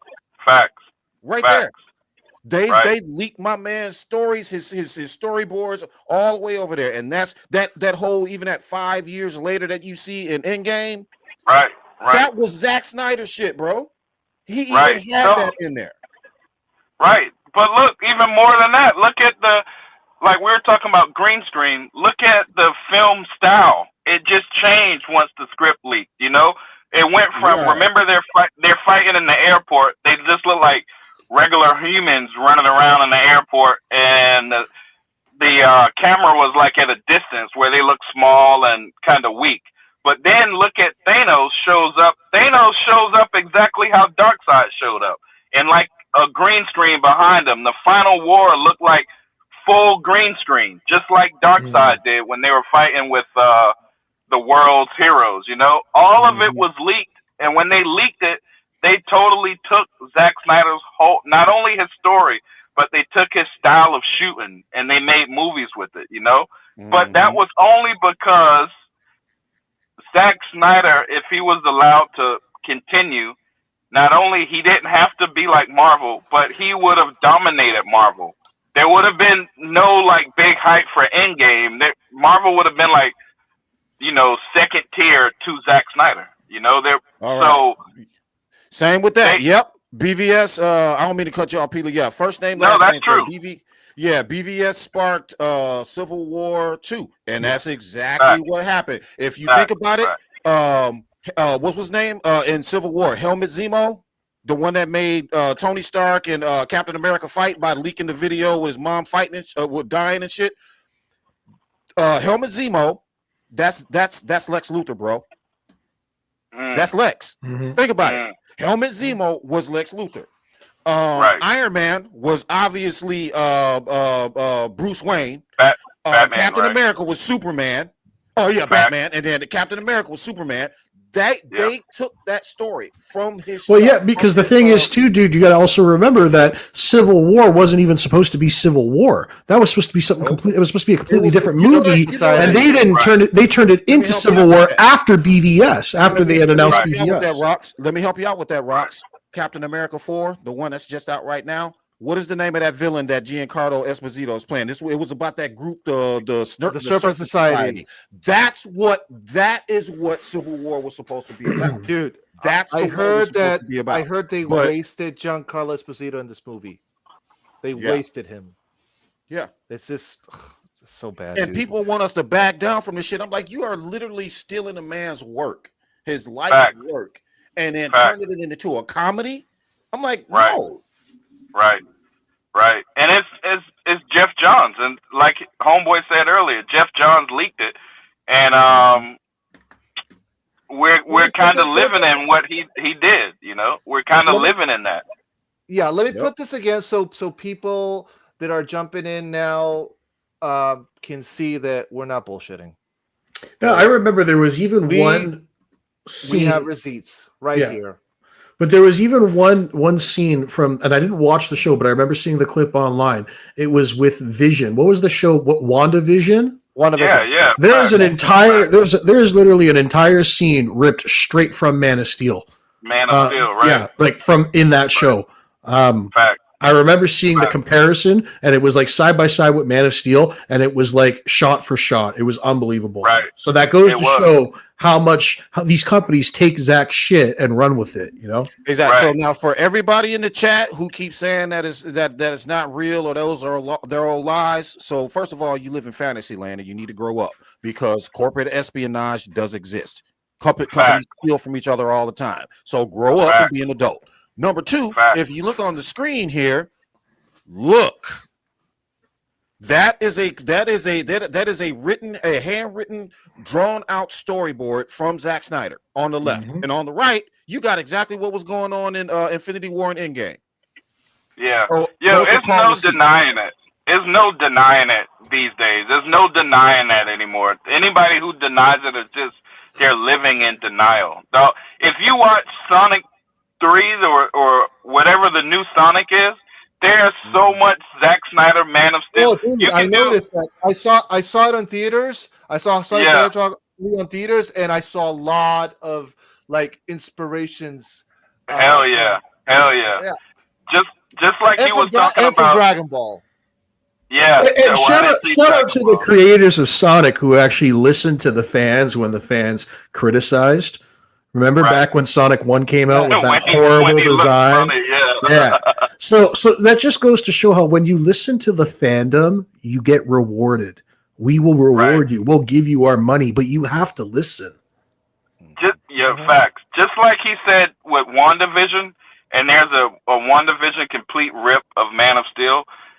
You can look it up right now, and Sonic the Hedgehog stole from Zack Snyder, and they'll show a complete rip of all the shit in Sonic 3 that was stole from like Man of Steel and BVS. There was a lot of it. From the spaceship, there was one scene where he's flying, punching the bad guy like Superman was flying and punching Zod. There's so much shit. Zack Snyder is the blueprint to what's good, y'all? Sorry I'm late. Oh, what's going on, Cali guy? That's my dog. I remember fucking with all of y'all boys, man. Those were the days. Back when everybody could get along in a group chat.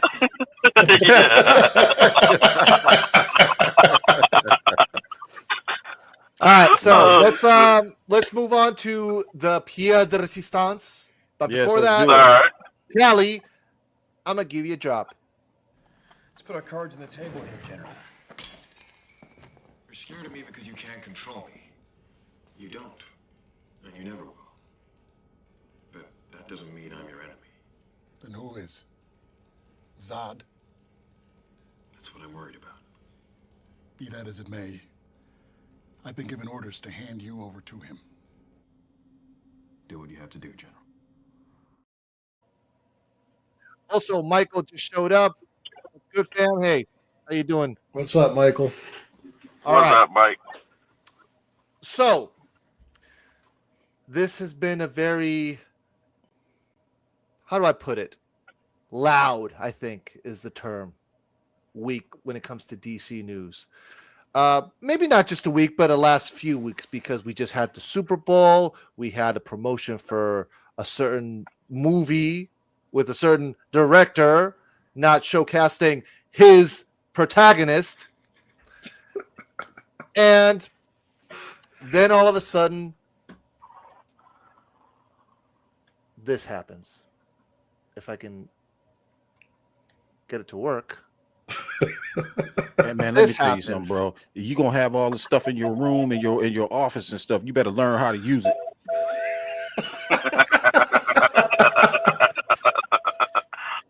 All right.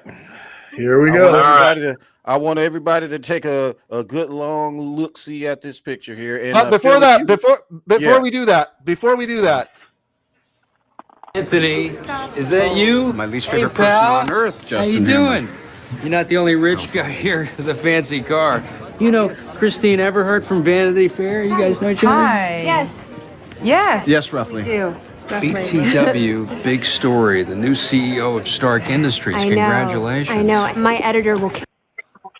That's pretty much Snyder. I'm remembering the scene in Iron Man. What was it? Iron Man 2, Iron I Man remember 2. the scene. I'm laughing because the scene where he was in there with what's his name, Mickey Rourke, and he was in his cell with him, and he was like, "How do you like that? I just took your stuff," like he was a 6-year-old.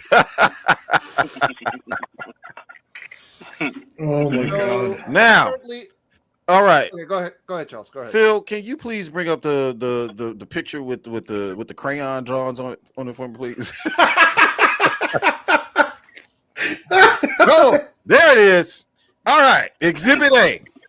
Now, I want you guys to see here on the if you're looking on your right shoulder or the left of James Gunn here. You got Zack Snyder. Now, let's focus on Zack first. Zack. So if you see Zack here, we wrote SOS to this down on this picture. Now, I want you to notice this man's face. Notice the smiles between the two men's faces here. One man says that he is in extreme distress, and the other man is like, "I got your boy." Now, can you guess which one that says, "I got your boy"? This one right here, James Gunn. Me. Now, Phil, go ahead and zoom in on the eyes for me right quick. Would you let this man do your kid?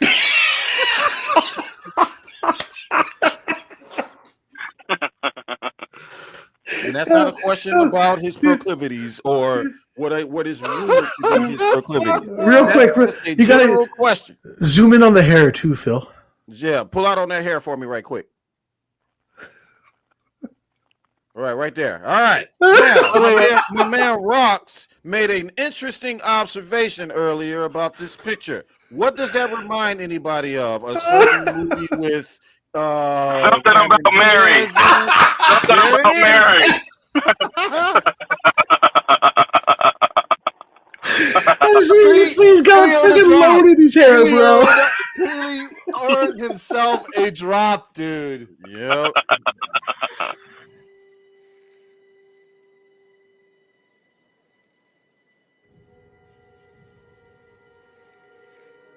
Madness.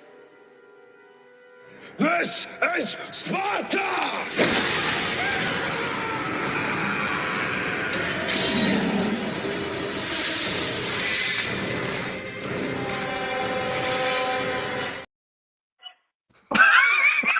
All right. I'm so glad Peely caught it right away too. Flip that back to James Gunn's picture right quick because I'm not done. All right. Now. Oh man. All right, guys. Now, when this picture first came up, obviously he posted that it was always good to catch up with his good friend Zack Snyder, the consummate filmmaker, the even consummate storyteller, blah blah blah blah blah. So basically licking Zack Snyder's ass. But was that really what he was doing? Or does this picture say to you, oh, he grabbed him in the hallway, threw him in a dark van, drove about 45 to 50 miles somewhere over some rocks and shit, let him out the van, pulled the black bag over his head, and there he was standing in the hallway with somebody taking a picture of him. And Zack Snyder right there saying, "Help me." Now, that is what the picture says to me. I don't know what it says to you guys. What does it say to you guys? Oh my god, it's like that Simpsons meme, where Smithers is like just telling the actor to just smile, everything's all right, and he's got the gun right behind him. That's kind of how that looks. It's a very unique smug smile that he has. You know what I mean? It's the smugness that I don't like. And it's just funny because he was so quick to post this on social media. But Zach didn't give a shit and didn't post this on his Vero account. Looking like a new age Colonel Sanders with his shirt on and his look at it. Kentucky Fried extra seasoning, special sauce, special season. Special sauce in his hair, bro. In his hair. Look at it. You son of a bitch. Well, anyway, so everybody was speculating basically that they were cooking something together, all this, that, and third. Turns out that none of that stuff was actually real. It just seems like they happen to be at the same place at the same time conducting business. There is going to be an announcement of something with DC related on Monday. We don't know what that is, but other sources like Grace Randolph, so shout out to Grace Randolph and Daniel RPK, they have already confirmed that meeting wasn't anything. They're not cooking anything. They're not doing anything together. This was him either trying to stoke the flames of the division and say, look what I got, or he really thinks that they're friends. I mean, that's all I can get from him. What the hell? Phil, what are you, 5 years old, bro? Just a little humor. Just a little humor. Hey, the chat's happy. Hey, they're laughing. That's right. He looked like a new age Colonel Sanders, man. Look at him. Yeah, like honestly, man, James, you made me mad, bro. You made me mad when you dropped this picture, man, because it's you know Zach is a cool dude. I feel like James was baiting us though, because they know he knows. Exactly. That's what I'm saying, man. Let me finish this right quick, bro. He really, when I saw this picture, real talk. When I saw this and I blew it up on my own computer, man, I was like, look at this shit. He gonna take a picture with our favorite CBM director, but you won't give him his shit. You won't let him finish his work. That pissed me off when I saw this shit, bro. It's not only that though, but it's where the picture's taken. And that's what I mean. He's baiting us. He knew that all the fans online were going to analyze this photo, realize it was taken in the DC Studios boardroom, because that's exactly where it's taken, and theories were going to run wild. He did this on purpose. Look, Joe. Look. Wait on a second. Pull up Joe Kerr's comment. Surrender within 24 hours or watch your universe suffer the consequences. That's Zod.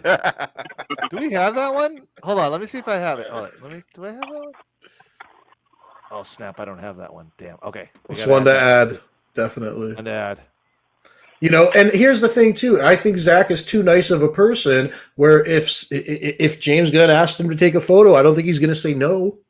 I don't think he's that. I just think Zach's too nice of a person. Like we've seen it with the way he interacts with his fans, right? So on Zero? No, he didn't. He totally didn't. Also on Vero. So there you go.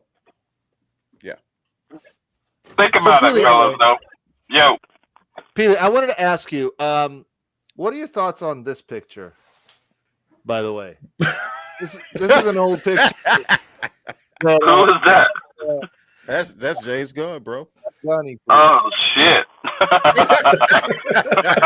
Now, full disclosure, we don't know if this picture's. Their rumor has it that this is a fake picture. Rumor has it it's fake, yeah. But we just like to mock it. Oh shit! Because you know why? You know why we like to mock it? Because what happened that That's day? probably. What date is that? I can't see it. Oh, August 5th, 2015. What was happened happening? on that day?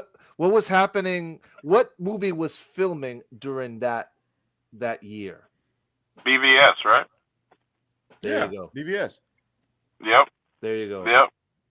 That looks like he looked like a stunt double on Twilight. You know, he looks like he looks like an extra on Twilight. But yo, think about that Zack Snyder picture with James Gunn. Really, what's all right?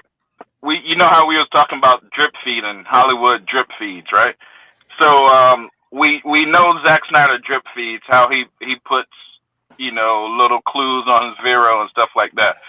So if you really look at it, all right, so let's say like your girlfriend, you and your girlfriend break up or whatever. She goes and takes a picture and put it on Instagram to make you feel bad, right? That's all that was.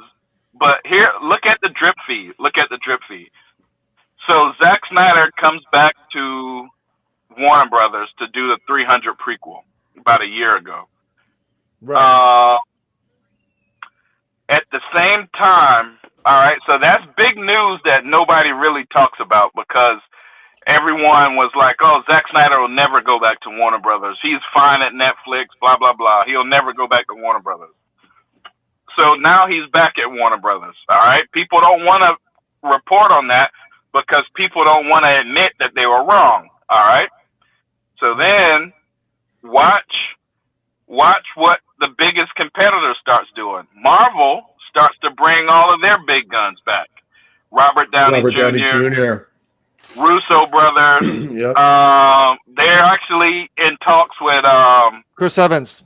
There were rumors of Chris Evans coming as Hydra agent. Right, and Josh Brolin as Old Man Thanos, right?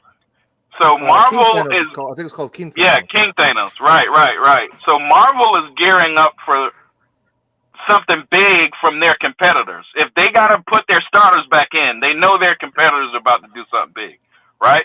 And that it's not James Gunn's Superman Legacy, because that hasn't shook the world yet. It shook the world for all the wrong reasons.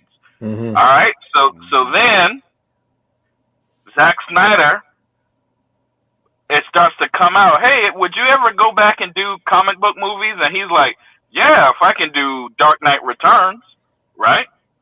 Yeah. So then that's another piece of news. So now you know this is a drip feed. So then what you see the other day, Zack Snyder shares a picture on his Vero of Batman's cowl, right? Mm-hmm. So then that's a drip feed. So then in DC's boardroom, here comes Zack Snyder. Like, do you really think Warner Brothers bought Zack Snyder back just to do 300 when they know they got $1 billion universe in their back pocket? Which they've actually even separated, and they themselves have called it its own IP. Right. Okay. So do you really think they're gonna say, "Yo, we don't want this $1 billion. We whatever." So what happens?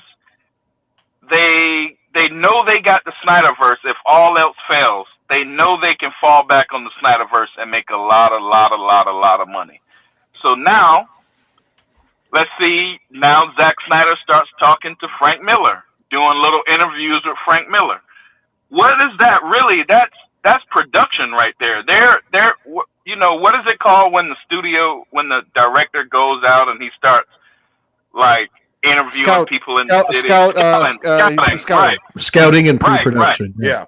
Right. Pre-production. That's the word. So that's pre-production. When Zack Snyder's talking to Frank Miller, that's pre-production.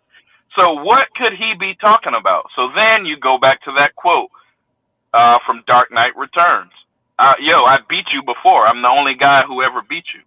When did he beat him? In BVS. So BVS is just a tie-up of Dark Knight Returns. Dark Knight Returns will be a sequel to BVS.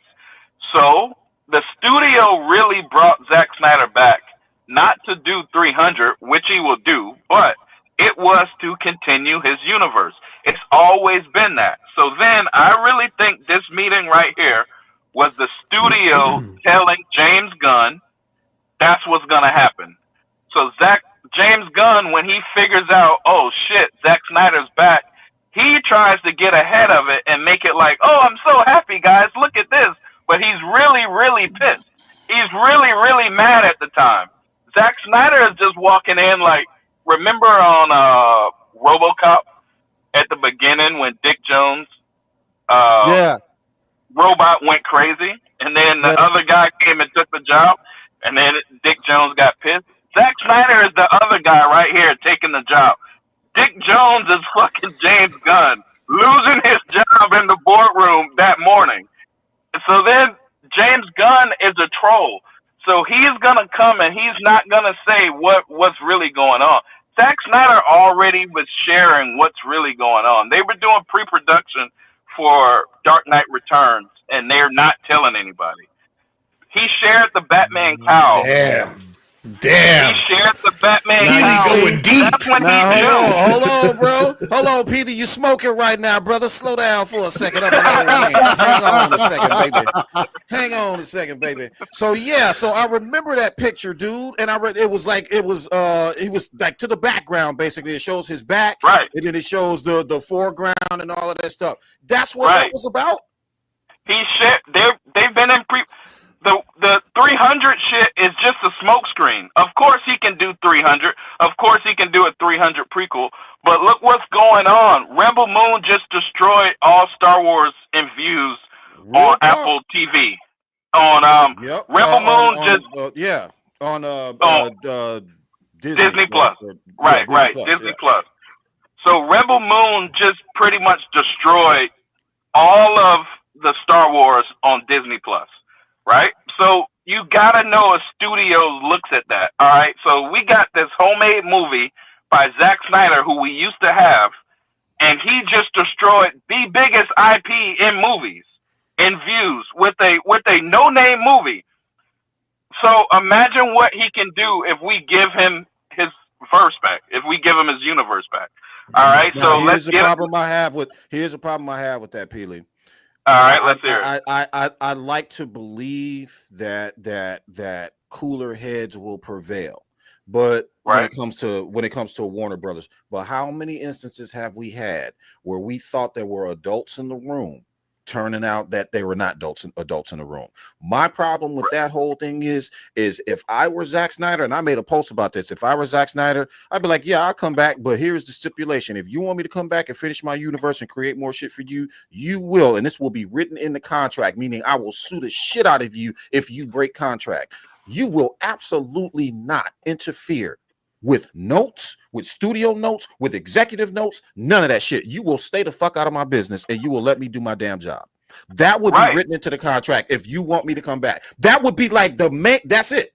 Don't fuck with. Let me get my budget, stay out of my way, and let me do my thing. If that's not in the contract, I'm not coming back. But think about it. Think about it. He had to go over that before he agreed to do 300. He had to know what he's dealing with before he says, yo, all right, I'll come back and do a 300 prequel. So now they know we got this guy who we got at least $2 or $3 billion movies in our back pocket. Maybe even more if we allow Ben Affleck to do his thing, right? We know we got that. So now they look and see, James Gunn, they've been telling him to do reshoots over and over. We're not putting James Gunn in the Super Bowl. We're not, all of this stuff that they're showing, we're not backing James Gunn as much as we should be backing James Gunn, right? So now, Zack Snyder this is not James Gunn is not talking about nothing 300 in that boardroom that day. Nothing about 300 James Gunn was talking about. Well, James Gunn would have nothing to do with that. I mean, that's the DC Studios head, right? Exactly. We're gonna get to that, and we're gonna get to that because I want to explain what this hierarchy of management that people seem to be getting confused. James Gunn is middle management. So let me explain to you how this works. Let's just say if you have a chain of Office Maxes, right? James Gunn is a manager in one of those Office Maxes, but do you know who the district manager is of the district of the entire chain of Office Maxes are? Zaslav and his team. Right. That's what I keep trying to tell people. Just because it's a separate studio doesn't mean that James Gunn has full control and full reign over everything. He has a boss. WBD is the purse string. He's got a boss. That's what people need to understand. They think that he's just King Dingling over there, and he's not. Right. So that boardroom had nothing to do with talking about 300. No. Right. So when Zack Snyder already has put out in the universe, I'll come back to do Dark Knight Returns. He shared a Batman cowl. He's talking to Frank Miller. When he goes into DC, that he's presenting his notes to that movie. He's not talking to James Gunn anything about 300 because James Gunn don't have anything to do with 300. Exactly. Right? That's Warner Brothers Studios. That's completely under that umbrella. Right. Exactly. So James Gunn tries to get out in front of it and troll us back instead of saying, oh shit, my Superman legacy might be replaced with Ben Affleck and Zack Snyder, who we just spent 10 years trying to bury. He got in front of that. Yeah, All I right, want go ahead. to cut you off, brother. I want to read this comment from South Cali. He said, question if I may, do you think it's possible that instead of The Dark Knight Returns, it's possible that Ben Affleck's solo Batman film, even Ben was coy at the Full Circle event? He was. So what if that whole Dark Knight Returns thing was a smokescreen to actually be his script? Finally, they're going to let him do his film. Could be. Yeah, I but have a theory. I have a theory about this. I have a theory. If you'll allow me.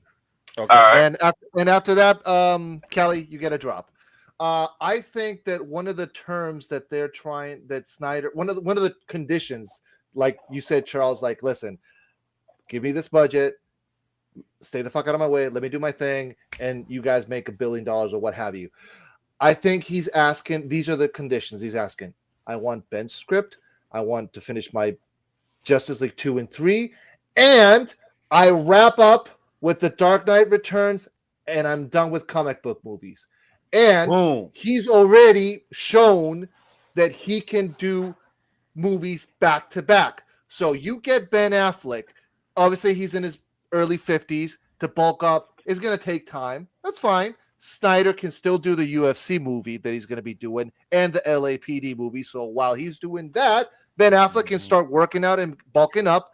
Exactly. That LAPD film, small budget, gritty, keep it ground level. That's quick. That's what like that's not even 6 months. 60 days. If that 60 days tops. 60 days maybe. You know, and the UFC one is going to be even shorter. So he can also do post production on both films at the same time, just like he did the Snyder Cut and Army of the Dead. So this is my theory.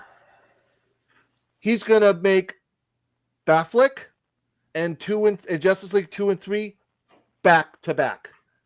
12 to 14 months. Okay, so but here, get it out of the way. Hold on, let me finish. Get his universe out of the way. Mm-hmm. And down the road, maybe 3-4 years, when Ben is a little bit older, Dark Knight Returns. That's my theory. Here's where I kind of just get a little confused. Is like, I don't understand why they wouldn't just do this under the Elseworlds banner. Maybe they will. We don't know that. We don't know. So you have to remember, guys, we're used to, this is the problem. And I think Peely can agree with this. We're used to getting our information every second of every day, and we don't know what is real. That's the problem. Zack Snyder keeps his secrets the way the way a professional and a filmmaker should. Okay, this is how it's supposed to be. So a long time ago, guys, before social media and the internet and all that other kind of crap, you didn't know shit until it was time for you to know shit. Okay, basically. So all of this stuff about this, when you're on X Twitter and you're doing fan castings didn't exist. Christopher Nolan doesn't fan cast. Nobody comes to him and say, "Oh, type to Christopher Nolan. Oh, could you please cast so and so?" And then suddenly they're in the movie. He does his homework with actors, with real actors, not fan casted actors. He doesn't do that. Zack Snyder doesn't do that, obviously. So that's a big problem, and that has been a big problem on social media. Right. Is, you know what I mean? They're getting their information too fast, so you don't know what is real. It is better that you don't know. It is supposed to be that way. Less is more. Until it is time for you to know. It has always been that way until the social media shit. Because here's what gets me is like, if there was some kind of, let's say, partnership or deal that was worked out, to me, it would make sense that you announce that right now, right away. Because that's how you would get people to be like, holy shit, okay, they're going to partner up with Zach, and he's going to come back and do his stuff Elseworlds. Now that they're doing that, I'll go check out the new Superman movie. You know what I mean? People would lose that hostility. I know I certainly would towards this new Superman movie if Zach had the opportunity to at least finish his story. You on your own with that one, Rocks. You on your own. I'll wait for that one to come on streaming, and then when it comes on streaming, I might fall asleep on the couch to it. Yeah, but I'll make that deal. Dude, honestly, like I would be so happy that they were giving us what we want that I would decide to support the brand. I'd be like, okay, you're giving me what I want. I'm going to get to see what I want eventually. I will go and support this movie because it's associated with the brand. That's just how I look at it. But the reason why I'm not supporting that movie is because this brand has already fucked me over once. You gave me a story that I was invested in, and you didn't finish it. So I can't trust you. That's the point, Rux. Yes, that's the point. I can't trust you. That's what I keep trying to tell you. Everybody seems to think, and it is not just it's not the distrust that we get from them. It's the tone. How many times do I have to scream it and shout it from the rooftops? It's the tone I do not like. Yeah. I don't like that Marvel-esque skinned over DC shit. It's not what I want. If James Gunn didn't make films like that, then maybe I would support him. It isn't just about James Gunn and his silliness and his wackiness. It is the fact that this man has an ideal about superhero characters that should be goofy. That is his mantra. Well, he doesn't take him seriously, and he said that is why I can't support him. So listen to what I am saying, people. I can't support James Gunn because he doesn't take the characters seriously. The tone is not Marvel, it's DC. This is why I don't want to support him. I don't care about his personal life. I don't care about the rumors. I don't care about him really injecting anything in anything he wants to do. If that's what they want to do, great, go ahead and do it. But that is not the DC that I grew up with. That is not the tone that I want. Look, real shit. If Zack Snyder came out one day and he was like, I'm about to flip the script, I'm about to make everything goofy, I would no longer support Zack Snyder. Right. Real fucking talk, bro. I mean that, because he brought what we wanted out of these superhero films. The first to ever do something like that, short of Christopher Nolan grounding his character with Christian Bale. But you know what I'm saying? Christopher Nolan laid the groundwork. He laid the foundation, and he gave Zack Snyder the ball.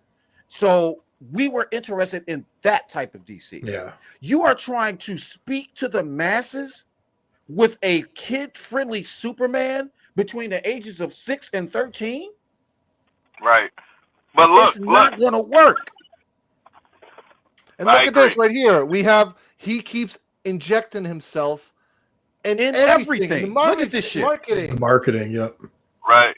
That's why Elseworld, they can do it, but it won't work only because they'll be competing, and James Gunn doesn't want to compete with anybody. But it doesn't need to be a competition. What they would be doing, in my opinion, is you would actually be uniting the fucking fandom. You're giving everybody what they want. Rox, let me break it down to you. Here's what they're afraid of. They're afraid of Zack Snyder's Elseworld overshadowing his main DC timeline. That's what they're scared of. It's going to make more money. Elseworlds is going to make more money than the main continuity, and I don't want to do that. I don't understand why that matters at the end. What should matter is making you guys fucking money. If Elseworlds makes you more money, just go for it. But if that's what the people want, he's an egomaniac. He has something to prove. Think about it. That's why we're here. Zack Snyder had nothing to prove to anybody. James Gunn does. That's why we're sitting in the spot right now arguing about it. Because Zack Snyder had nothing to prove, but James Gunn does. Think about this. James Gunn's contract could probably be over in like a year. Yeah, it hasn't been renewed yet. It hasn't been renewed. It's not going to get renewed. That's right. So, are you going to go in a lame duck final year with Zack Snyder standing over your shoulder? No. This is a replacement. Guys, what we're seeing is not no teamwork. Homeboy is just trolling to make it seem like teamwork. Homeboy is hurting. Homeboy is hurting, bro. I would love that theory to be true. I would love that theory to be true. Look at this. Look at this. Real quick, Billy. So hold on. Yeah, but we just got to. Go for it, Phil. W. Meir. So W. Meir with a $19.99 super chat. If they are contingent on Snyder fans, real DC fans supporting Diaper Man because of this, they went above it the wrong way. Gunn Superman has done enough damage with the state and pissed more marketing. Piss poor marketing. Shout out to W. Meir. 100%. W. Meir. 100%. Right there. Right there. That's what I'm saying. That's what. I still wouldn't, even if Zack Snyder, because they did this before with Aquaman.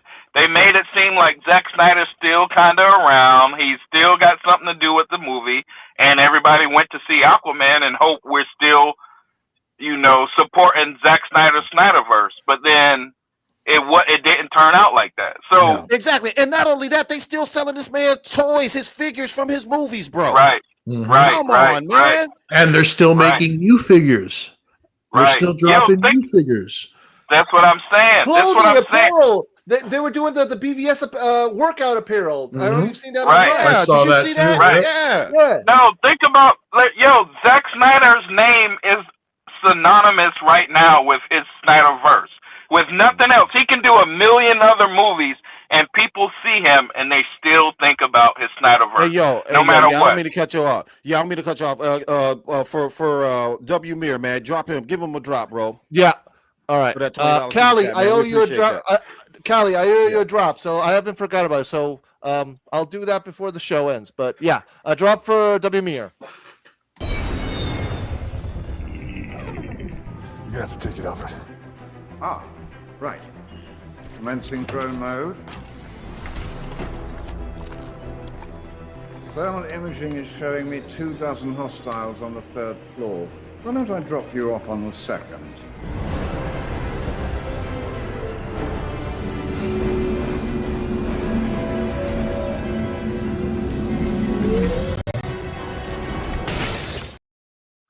All right, and one for South Cali. South Cali guy. One. Here we go. The problem is, I'm not sure the people of Earth can be either.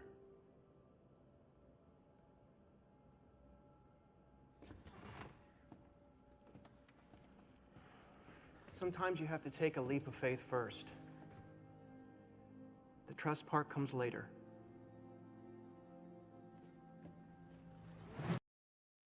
And that happens in real life, guys. Sometimes you have to take a leap of faith in everything in life. Doesn't matter what, situation you're in. Sometimes you have faith.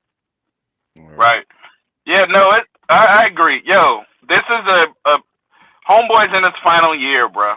You can't see Zack Snyder walking around this studio and not think of Justice League. You cannot look at him and think of anything else but Justice League or his Snyderverse. So when you have James Gunn going viral for his dude looking cross-eyed, or James Gunn going viral for, a freaking cartoon-looking dog pulling Superman.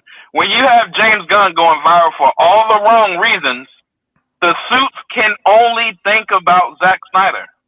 They're not looking at this and like, oh my God, we love going viral for looking like trash. Oh, we love this. When are we gonna grow up, pull our big boy pants up, admit we were wrong, that's what they're saying. Get this shit on the burner? Let's fucking do it. Peely, so then here's Peely, Zazzy sold 30 million shares a day after seeing after he saw the trailer. After he saw the trailer, right? So then he gets he got to go through more reshoots, and then you say, "Yo, we're not gonna show your shit at the Super Bowl, bro, because you just went viral for looking cross-eyed." And he probably thought that shit was fire, and then he looked stupid. So the whole time Peely, thank you. That reminded me of something. I don't mean to cut you off. And I posted that. I said he's like the guy who thinks he can dance. And he's surrounded by a bunch of dudes and his friends who won't tell him he can't dance because they cool with him, so they won't say shit. But that motherfucker think he can dance, bro. He really think he can. And the only reason that he's got all those friends around him is because he buys them free drinks all night. He's one of those. Right. And he got cocaine. He got the cocaine in his back pocket. So they all follow him around. That 1984 uncut. Right. Look at it. All of the signs are showing he's out of here. Bro, you're on your last year. You're on a lame duck contract situation because you haven't been renewed. We haven't supported you at the Super Bowl. We're telling you, yo, you got to reshoot this shit. This shit still look like trash. Yo, I'm going to sell all my stocks after I just saw your movie. And Zack Snyder, your most recent competitor, is in the building right now. all of this is showing a replacement. Which is crazy because if you think about it, man, do you remember like when Gunn first came in, how he went to great lengths to just avoid saying the name Zack Snyder in any of his tweets? He would avoid bringing up anything, like anytime like he would talk about like Superman, he would always talk about Reeves. Right. He would never, ever bring up Cavill. He would never bring up Zach. So I think what you're saying has a lot of merit, homie. Or look at it even more. Like, yo, how are we gonna restore the Snyderverse? And I just took Aquaman and made him Lobo. You know what I mean? He's doing this shit on. This is a war going back and forth, and it's always been like that. All this is on purpose. Now, hence the picture with the smug smile. That's exactly what I'm saying. You just mentioned Momoa. Snyder made Momoa a fucking star, and Momoa now is struggling. Mm-hmm. Right. You know, Minecraft movie, bro. Did you see that Minecraft? Have you seen that, Peely? No, I ain't see that. Oh, dude, watch the trailer when you have time. Just go to YouTube, type in Minecraft movie trailer. It's bad, bro. And it'll show you where Momoa has gone. Yeah. Yeah, but look, there's even more fails. Matt Reeves is not bringing his shit to James Gunn. Matt Reeves is not connecting the Batman 2 with James Gunn's universe. And James Gunn's been trying to do that for about a year. Matt Reeves, with the Penguin, they just breathed new life into DC. So Matt Reeves recently was like, yo, I'm not going to do it. Ben Affleck said, I won't work with James Gunn already. This is a replacement. We're looking at a replacement. James Gunn is just, he got the, you know, the little face that looks like you're smiling, but you're really crying in the background. That's what James Gunn got right now. That's the face he really got. He's smiling in the front, but in the back, he's really crying because Zack Snyder is back. Everyone that talked about, oh, the Snyderverse is dead, we heard that same shit with the Snyder Cut. Oh, that movie doesn't even exist. That movie will never come out. Blah blah blah. We got the shit out. So their big hope and plan of having a crossover. The Snyderverse is bigger than your crossover. You know. Yep. And it's showing right now the fans what they really want.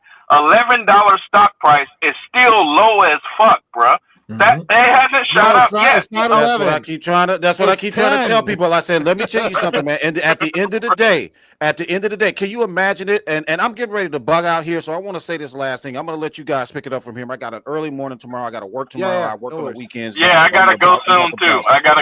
But I wanted to say this. Right quick. Peely, correct me if I'm wrong, but these stock boys up there, these people who invest this money, they care about their P&L reports more than they care about anything. Would you agree with that? Facts. Now, for those again who don't know what P&L means, that means profit and losses. That is a report that comes out every quarter of every year to see. It's like a progress report. How you doing? Right. How you making money? Stuff like that. This is the problem right here. $10.78. Right. So what it does. All right, so what you just said is 100% fact. Think about this. What they do is they release bad news or like trouble in paradise. Right, so it makes it go down, right? So then you can buy it for cheap. It's like you're buying shares on clearance, right? So then they know, yo, we got a trailer that's going to come out in 3 months and it's going to shoot right back up, right? So then the trailer came out and it didn't shoot up. So that was his noose right there. That was the sign right there. Right. Your trailer came out, claimed to have 250 million views, and yet your stock didn't go up. Right. It didn't shoot up. So we burned down a house to get a clearance sale with insurance, pretty much. And then when we rebuilt the house, we were hoping to sell it for double, and we still can't sell it. It's still on the market. So you're fired. That's what happens, bro. That's how it happens. That's exactly what's you're fired. Exactly. You're fired. You are fired. Because they remember when Zack Snyder announced the Snyder Cut. The stock shot way up, right? 84. now, It was the stocks were down like right around, not close to where they were. It was a little bit more than that. They were like up into like the maybe the 20s or something like that. Right. That shit shot up. Just the announcement of Zack Snyder's Justice League shot them up to $84 a share. Yep. Right. So look at this. Zaslav sees the trailer and say, "Oh shit, bro, we can't sell this house." Hold on. I got it right here. I got it right here. Right. He says, "Oh man, we're fucked. We can't sell this house." So then he sells fast. That's insider trading. Because we're not trading. He knows what's gonna happen because he's in charge of the company. This shit's taken. All right, fellas. I don't mean to cut y'all off. I gotta go. I got an early morning. I gotta go to bed because I gotta wake up in the morning to go to work. We'll but let me up, tell you something, Peely. Yeah, Peely, thank you so much for coming on the show, man. No problem. I really do appreciate it. It was good having you on here. My co-host, Costello, Sergeant Riggs, Raw Talks, Leo Gets, fellas. You guys take it over from here. Thank you so much again. Shout out to the chat, everybody. I love you guys so much. I will see you guys in 2 weeks on episode 18 of the Lethal Geeks podcast. Peace. Have a good night, Charles. Right. All right. Peace. Yeah, I gotta go soon too, but I did want to say that. We're gonna wrap this up. We're about to wrap up. All right, cool. But that's what it really is. They destroyed it so they can rebuild it, and when they rebuilt it, it still didn't make any money. It still didn't show any hypeness in the stock market. So he's fired. He's trolling us right now. He knows his days are over. So he's just getting out in front of it with that picture and trying to say, "Oh yeah, I know I got a fucking axe, but oh well, guys, look at this." He's trying to get his last laugh, He's trying to get his right. That's what that picture was, his last laugh, That makes sense, man. You're blowing our mind here. Here's the thing: the one who's going to have the last laugh is going to be us, not him. Yeah, facts. Because we made it where the Snyderverse is more important than a crossover. They did all of this for a crossover, and they're trying to do a crossover still, but the Snyderverse is still more important. Most of the DC fans, including on the stock market and on Twitter and everywhere else, they're still saying, "Yo, we want to see Zack Snyder stuff. We don't care about nothing else that you want to do."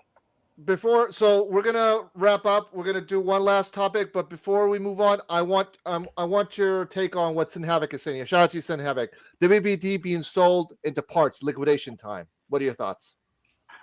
Yeah, that's probably true. They've been trying to do that. Because one of the things that we've been, because I've been doing a little bit of homework, and I have been tracking WBD stock. And like I said, like you said, there's certain news that has to come out in order to move the markets up or down. Right. Which is what in the investment what they call the catalyst. That's the terminology. Right. Okay. Right. And I've been seeing news after announcements, after lawsuits. That stock keeps going down and down and down. They're trying to push it up, but it's not going anywhere. So we've seen WBD selling Batmobiles, selling freaking Batflick suit. Right. So again, what's your take on it? What are your thoughts? No, that is fact. And one last thing also. There were rumors that Comcast might be interested in restructuring deal with WBD, and that way Comcast can restore the Snyderverse per se, and their platform, and have Gunn here have his DCU. So basically, DC Studios to be for the kiddies, and Comcast for the grown-ups. That's pretty much my theory. I mean, they've been trying to do that since streaming came out. They've been trying to kind of break it into different pieces because you got Bugs Bunny, you got Lord of the Rings, you got Matrix, you got all this different stuff that all you these can. IPs, Harry Potter. All these different IPs, Harry Potter, all these different IPs that you could take and make their own universe. So, I mean, it's definitely being sold. It's definitely. it's always going to be up for sale. You know what I mean? That's always going to happen. And I think maybe one day Disney will eventually own it all, own everything. Dude, that's been my theory since day one. Ask Phil. He knows I've said it over and over. I've said that this is the plan, that eventually Disney's going to come in once they split up WB. I have a feeling they want to be a monopoly. That's what they're trying to do. I think they're going to pick up. I think all Disney wants is DC, to be honest with you. I think they're going to bid on DC. They're most likely going to win on it. And I think that they don't change anything, that this is the plan. And then they keep Gunn because Gunn's their boy.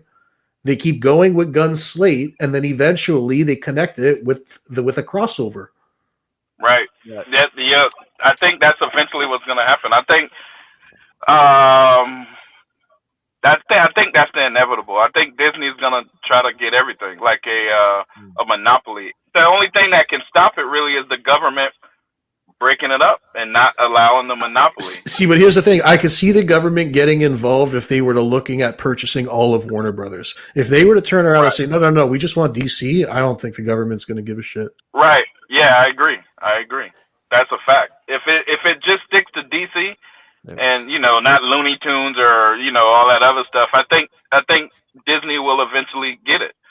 And the only thing right now that can stop it, and I think Zaslav knows, I think Discovery, Comcast, I think everybody knows their last hurrah is the Snyderverse. That's just too much money.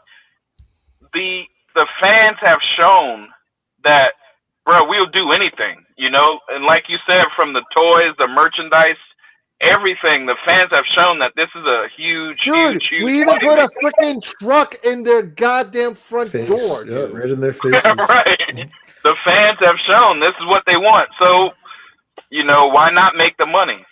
And I think they're going to make the money, but I think down in the long run, I think Disney will eventually buy it 100%.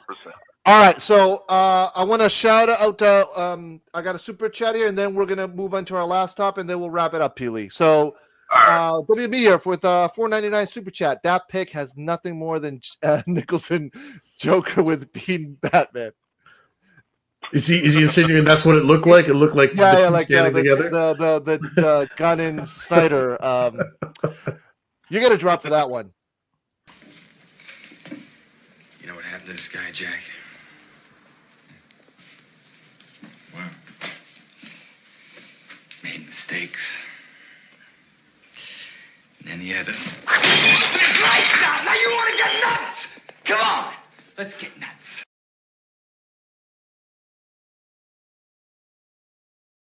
Damn, I remember that movie. Let's get nuts. Hell yeah. All right, shout out to W Mir. All right, so guys, final topic. This is a personal one for me. I want to talk about this because I want to share it with you guys. All right, where is it? As all you guys, I don't know if any of you guys know, but I had the honor and privilege to meet Green Lantern, John Stewart. Nice. Car. Nice. That's dope.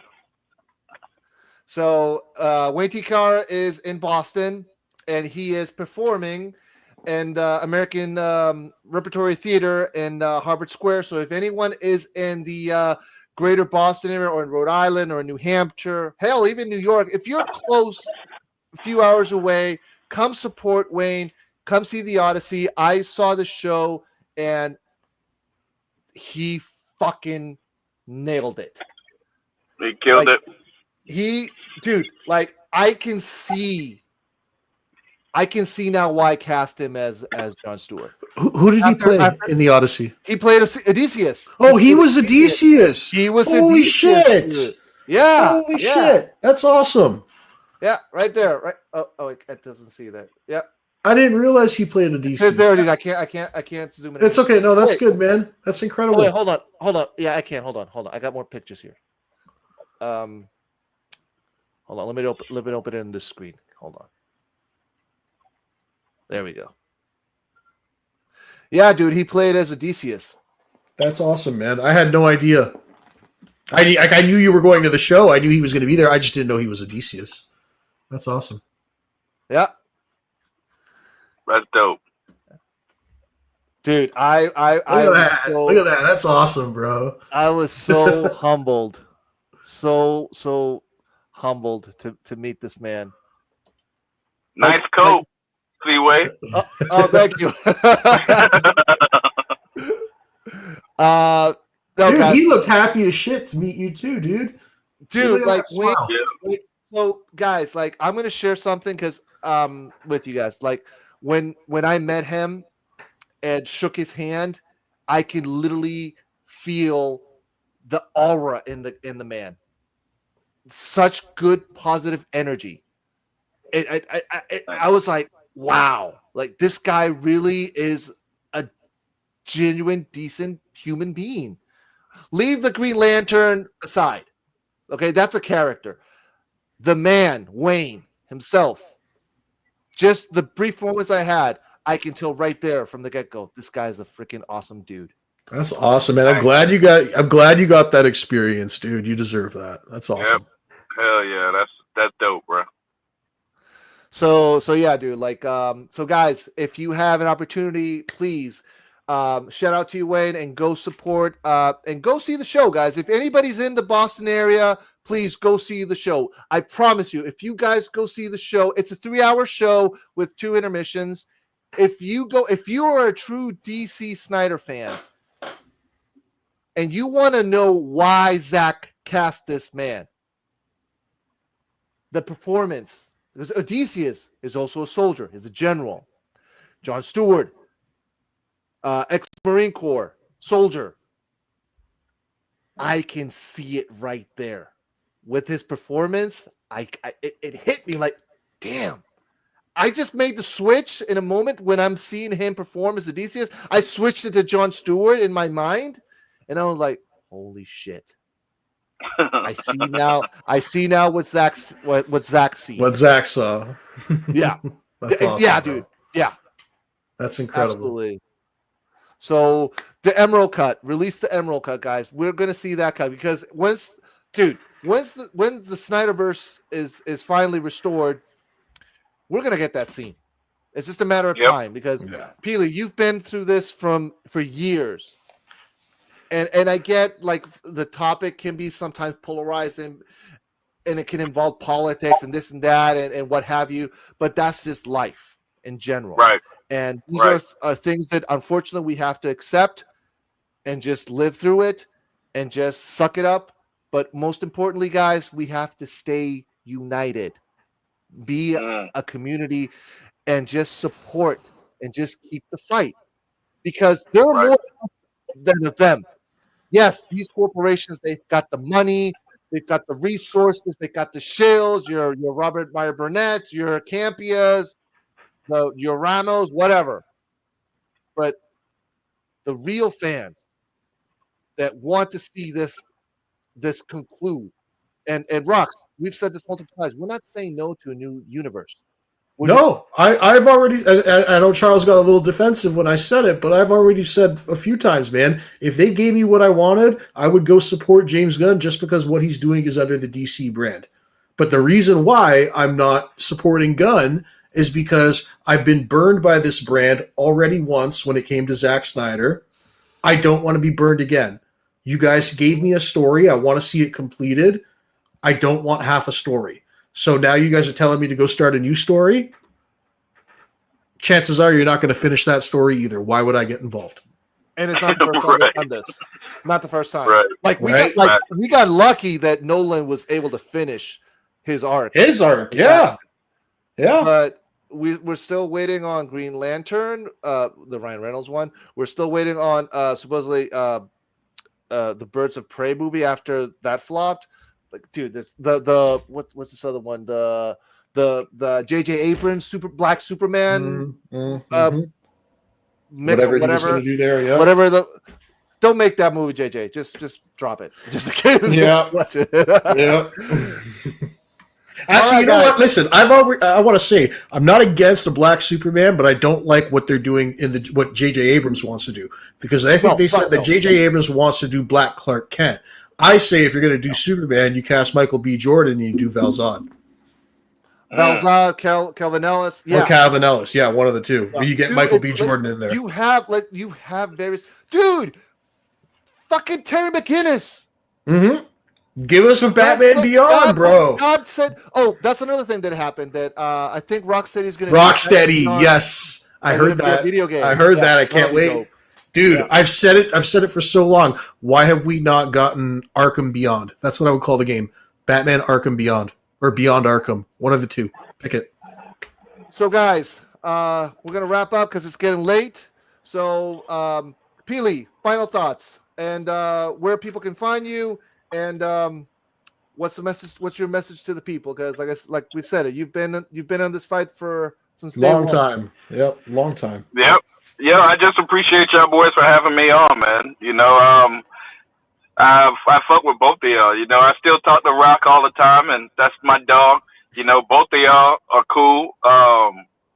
I appreciate y'all for having me on. I guess the only message to the fans is keep doing what you're doing. You know, keep supporting shows like this. Keep supporting Lethal Geeks. You know, keep everybody that's really preaching the same message. Support them. You know, they need your help. Help them get out more. Help us change the narrative and get Zack Snyder back. You know, that's pretty much it. I like that, buddy. I like that. Yeah, hell yeah. And real quick, I just want to thank you once again, dude. Thank you so much for taking the time out on your Saturday night. You know, I know you're busy. I know you got a life. I know you got a lot of stuff going on, dude. So thank you so much for taking the time out to be here, joining us tonight. We really appreciate it, man. And you know, we'll always stay in touch. Like we keep in touch on the back channels, as I call them. Hell yeah. We've said it multiple times. Our mission is to bring everybody together, and time will tell if we will able to accomplish that, because we're trying to reach out to various platforms, because we're not going to get what we want if we keep divided, if we keep fighting, and we'll keep clout chasing and like controlling narratives. Like, be a fan. If you want to be a fan, fine. If you want to profit, okay, get the fuck out of the way. Do your thing, but get the fuck out of the way and let us, the real fans, keep the fight. Right. Yep. And I appreciate y'all, you know, for doing this. Like I said, I was the first one to tell you that you should start a podcast, bro. You know that. So I appreciate y'all for keeping it up. Yo, I want to shout out my crew still. I want to shout out Seal Nation, my homeboy Marcus, which is his birthday today. If y'all see Neo Sevens online, tell Neo Sevens what's up. Yeah. Yep. Mr. J, my homeboy, Sickness. Everybody, you know, everybody in that little chat room that we still rocking with. I appreciate y'all boys, because there be a lot of times where I don't want to be involved in this shit no more, you know. But y'all always hit me up and you're like, yo, what do you think about this? And it makes me want to come back. It makes me want to help. So I appreciate y'all for keep giving me life in this Snyderverse movement. You know, I fuck with y'all boys, man. No, man, and we appreciate you, bro. We truly appreciate everything that you've done for the movement, for the Snyder movement. You've been there for such a long time, and you're a voice that needs to be heard. So we're glad we were able to bring you on our platform. And again, for all platforms out there, guys, if you guys are watching, please, open invitation. We want to talk. We want to talk. We want to talk. Right. And if there's any beef, guess what? We buried the hatchet. We want to talk. We want to talk. Right. Simple. We just want to bring people together. That's it. Right. Everybody go watch Go Deep. Mr. West Ashley, 843. Go Deep. You'll love it. Link will be in the description. All right, guys. Sir. So we'll be back in 2 weeks. 2 weeks, guys. 2 weeks. So have a good night, guys. Peely, once again, thank you very much. Thank you, brother. We'll be in touch. No problem. And we'll see how things go. So, guys, see you in 2 weeks. And please go be watching the one shots. One shots is already live. So Hashtag one shots. One shots is our news segment. So you will see either the three of us together or two of us reporting the news. So we'll be popping up usually about a couple times a week. We're hoping so. Depending on our schedule. All right, guys. Good night, everybody. Good night, guys. All right. Take care. Peace. I don't know what to say, really. 3 minutes till the biggest battle of our professional lives. All comes down to today. And either we heal as a team, or we're going to crumble. Inch by inch, play by play, till we're finished. We're in hell right now, gentlemen. Believe me. And we can stay here, get the shit kicked out of us, or we can fight our way back into the light. We can climb out of hell. 1 inch at a time. Now, I can't do it for you. I'm too old. I look around, I see these young faces, and I think, I mean, I made every wrong choice a middle-aged man can make. I pissed away all my money, believe it or not. I chased off anyone who's ever loved me. And lately, I can't even stand the face I see in the mirror. You know, when you get old in life, things get taken from you. I mean, that's part of life. But you only learn that when you start losing stuff. You find out life's this game of inches. So is football. Because in either game, life or football, the margin for error is so small. I mean, 1/2 a step too late or too early, and you don't quite make it. 1/2 second too slow, too fast, you don't quite catch it. The inches we need are everywhere around us. Hell yeah. They're in every break of the game, every minute, every second. On this team, we fight for that inch.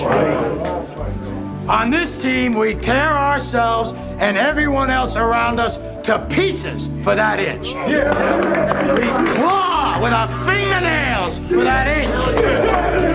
Because we know when we add up all those inches, that's gonna make the fucking difference between winning and losing. Between living and dying.